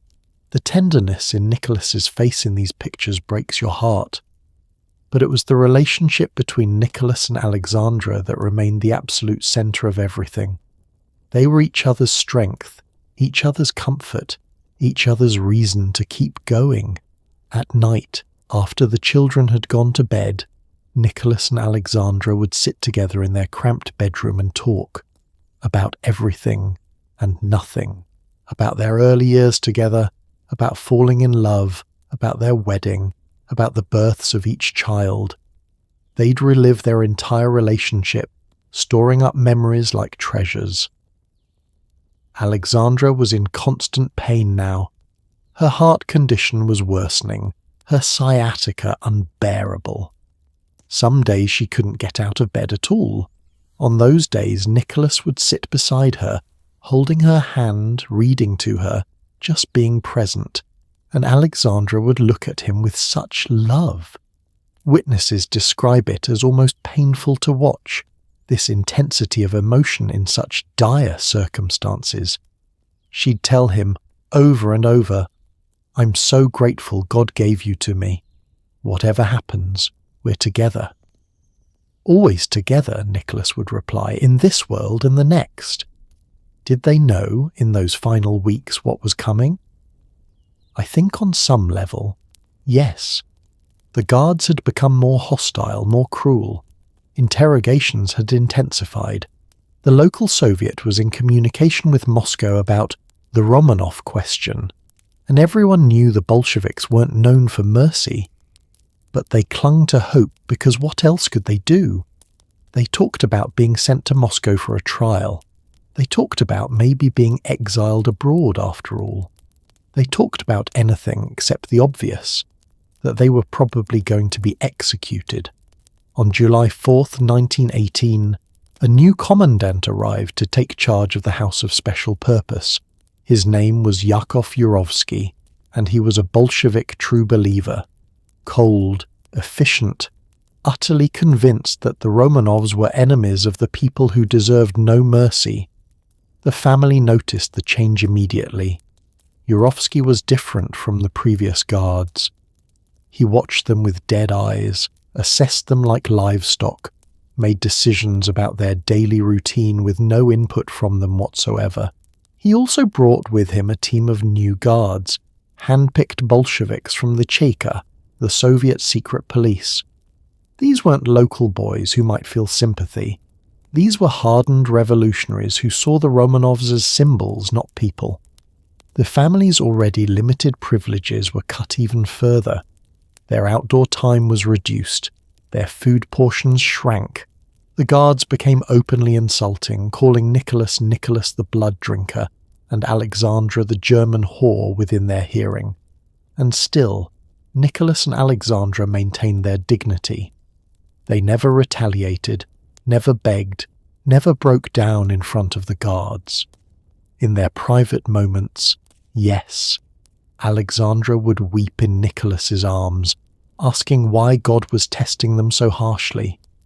Nicholas would confess his fears for the children, his regret over his failures as Tsar, but in public, they were composed, royal even, as if they understood that maintaining their dignity was the last form of resistance they had. Their last possessions were taken from them during this final period, jewellery that the daughters had sewn into their clothing for safekeeping, photographs, small religious items.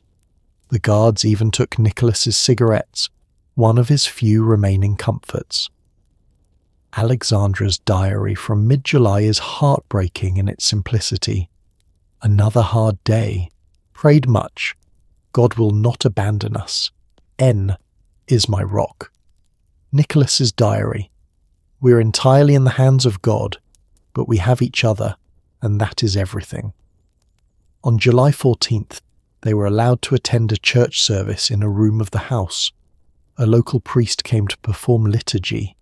The family sang hymns, their voices weak from stress and malnutrition but still singing. The priest later reported that Alexandra wept throughout the service, and that Nicholas held her hand the entire time. It was the last religious service they would ever attend. July 16th, 1918. Evening. The family had their usual dinner, thin soup, black bread.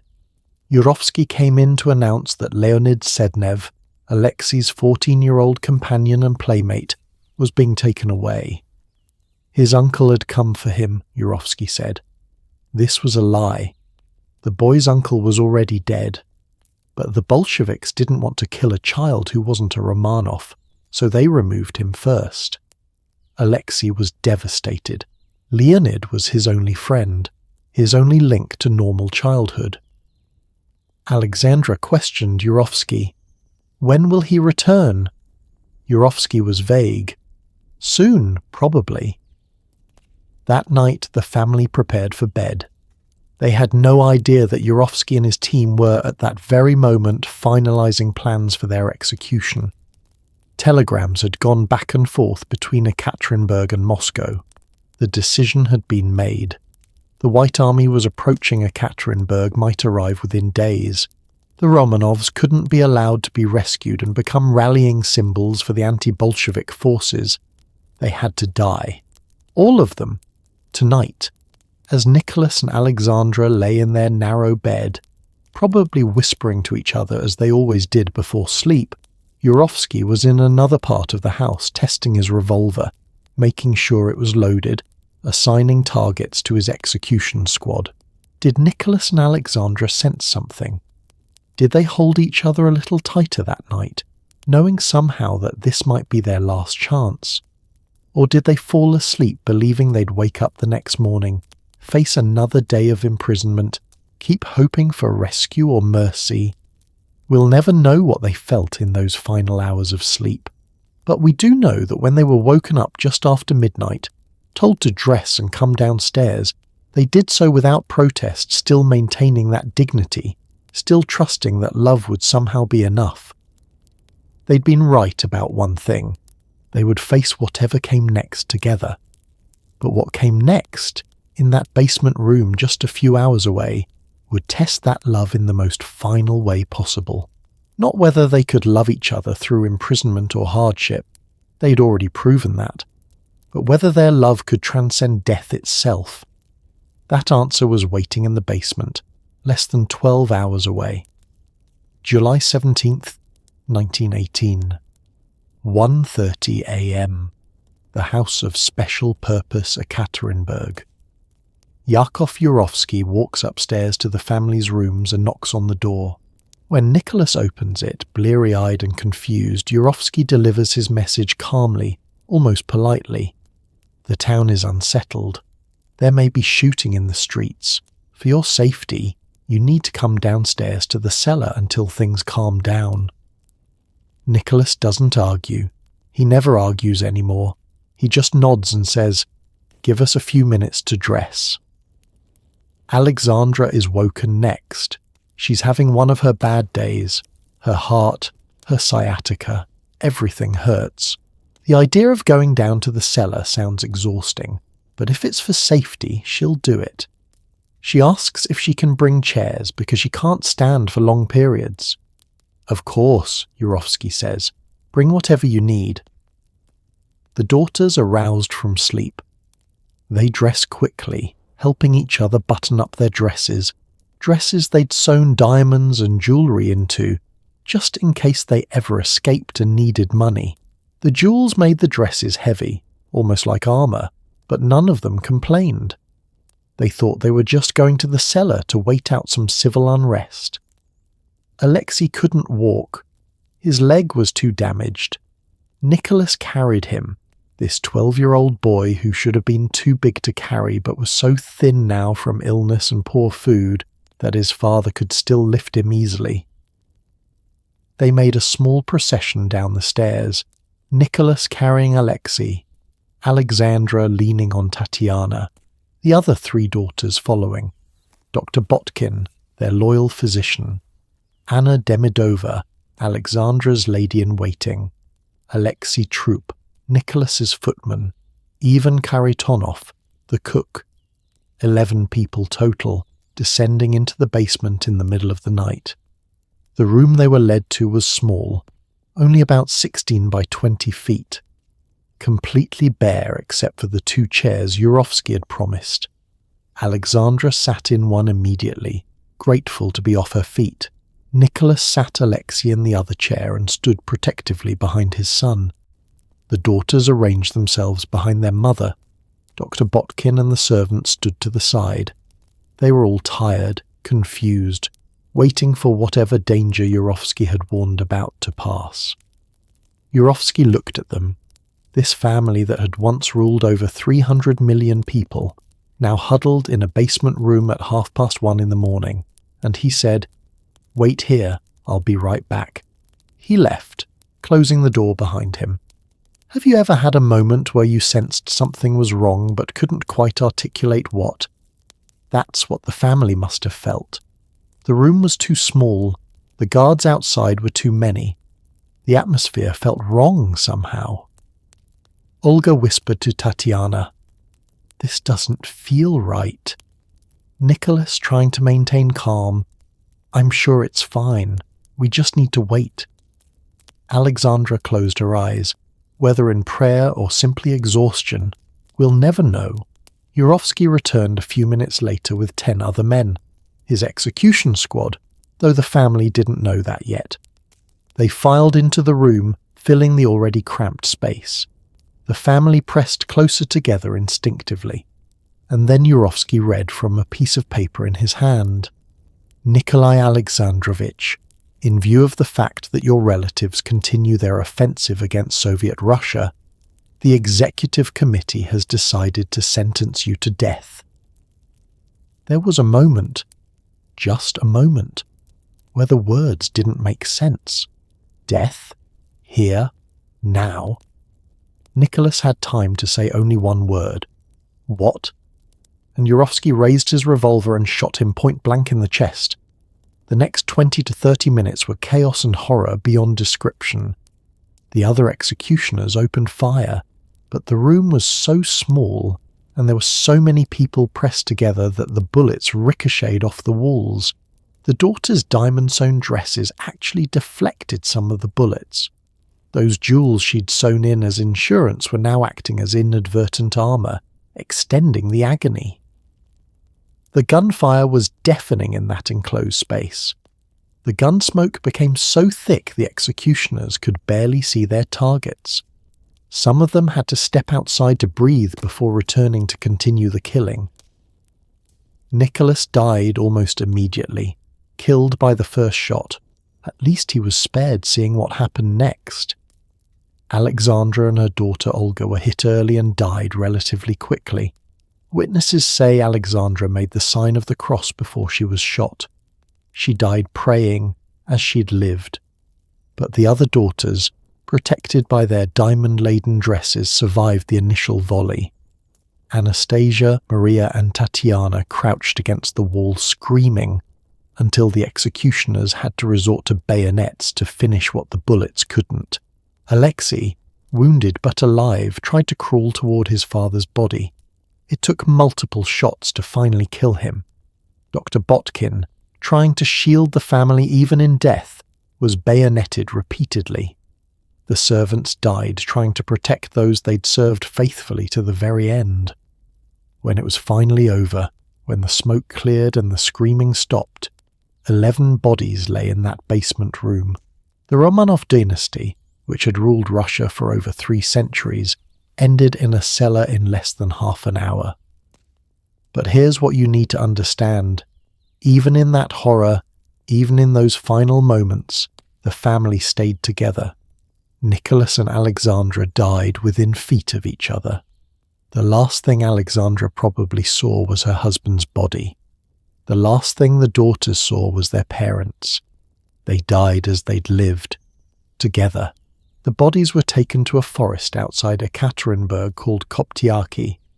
Yurovsky's team stripped them, poured sulfuric acid on the faces to make identification impossible, and buried them in a shallow grave.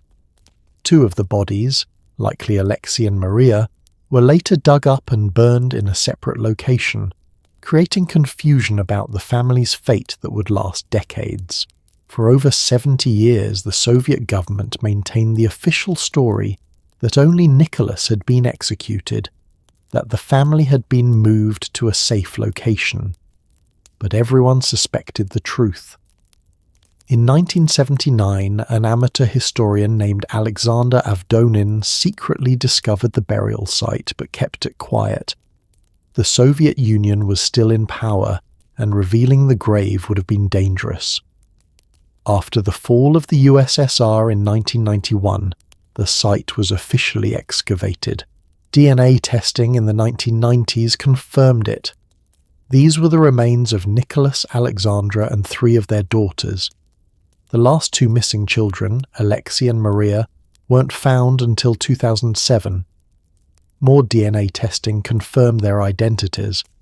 In 1998, the remains of Nicholas, Alexandra, and 3 daughters were given a state burial in St. Petersburg's Peter and Paul Cathedral, alongside other Russian monarchs. In 2000, the Russian Orthodox Church canonized the entire family as passion bearers, not martyrs exactly, but saints who endured suffering with Christian grace and forgiveness. Whether they deserved sainthood is debatable. They were deeply flawed rulers who made catastrophic political decisions, but they were also just people. People who loved each other desperately, who tried to protect their sick son, who maintained their dignity and humanity even as the world around them descended into violence. And their love story, that part was real. Completely, genuinely real. From that first meeting when Nicholas was 16 and Alex was 12, through 10 years of obstacles and opposition, through 4 daughters and a son with haemophilia, through Rasputin's influence and a world war and a revolution and imprisonment and degradation, through all of it, they never stopped loving each other. Their last letters, found after their deaths, are filled with love. Alexandra's final diary entry, written just hours before they were killed, mentions praying with Nicholas and feeling grateful they were together. Nicholas's last diary entry talks about reading to the family and feeling at peace because they were all safe for another day. They died believing right up to the last moment that their love could protect them, and in a way, maybe it did. Not from death. Nothing could protect them from that, but from despair, from bitterness, from losing their essential humanity. They died holding on to love, and isn't that, in the end, the best any of us can hope for? Their story resonates today because it's both extraordinary and universal. Yes, they were royalty, living in palaces we'll never see, dealing with political pressures we can barely imagine. But at its core, their story's about something we all understand. 2 people who loved each other so much they couldn't bear to be apart, who built their lives around that love, who chose each other over everything else. Was that love selfish? Did it blind them to their responsibilities? Did it contribute to the suffering of millions?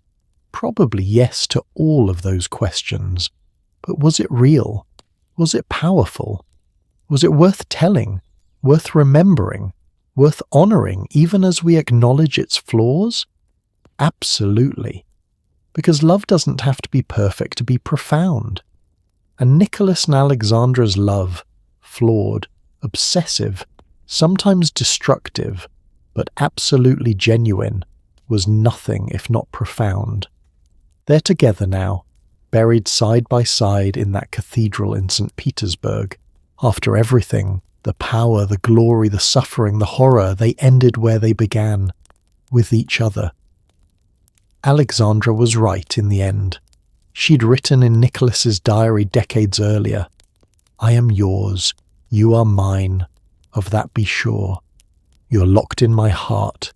The little key is lost and now you must stay there forever." Forever turned out to be exactly right.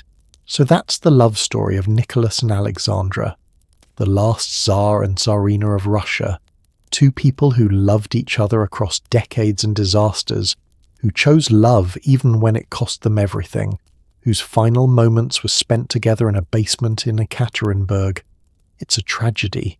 There's no way around that. But it's also a testament to the enduring power of human love, even in the darkest circumstances. And maybe that's the real lesson here, that love doesn't guarantee happy endings. It doesn't protect you from suffering or death. It doesn't make you wise or right or successful, but it does make you human, gloriously, terribly, beautifully human. And for Nicholas and Alexandra, that was enough. Thank you so much for staying with me through this entire journey. I know it's been long, intense, heartbreaking at times, but I hope you've felt something, whether it's anger at their failures, sadness at their fate, or appreciation for the genuine love they shared. These stories matter. History matters. Not just the dates and political decisions, but the human emotions, the love and fear and hope that drove real people to make the choices they made. If this story touched you, please leave a comment below. Tell me what you felt, what you learned, what surprised you. And if you'd like more stories like this, love stories from history that are both beautiful and tragic, let me know.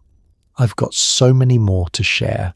Until next time, remember, love doesn't have to be perfect to be real, and sometimes the most flawed love stories teach us the most about what it means to be human.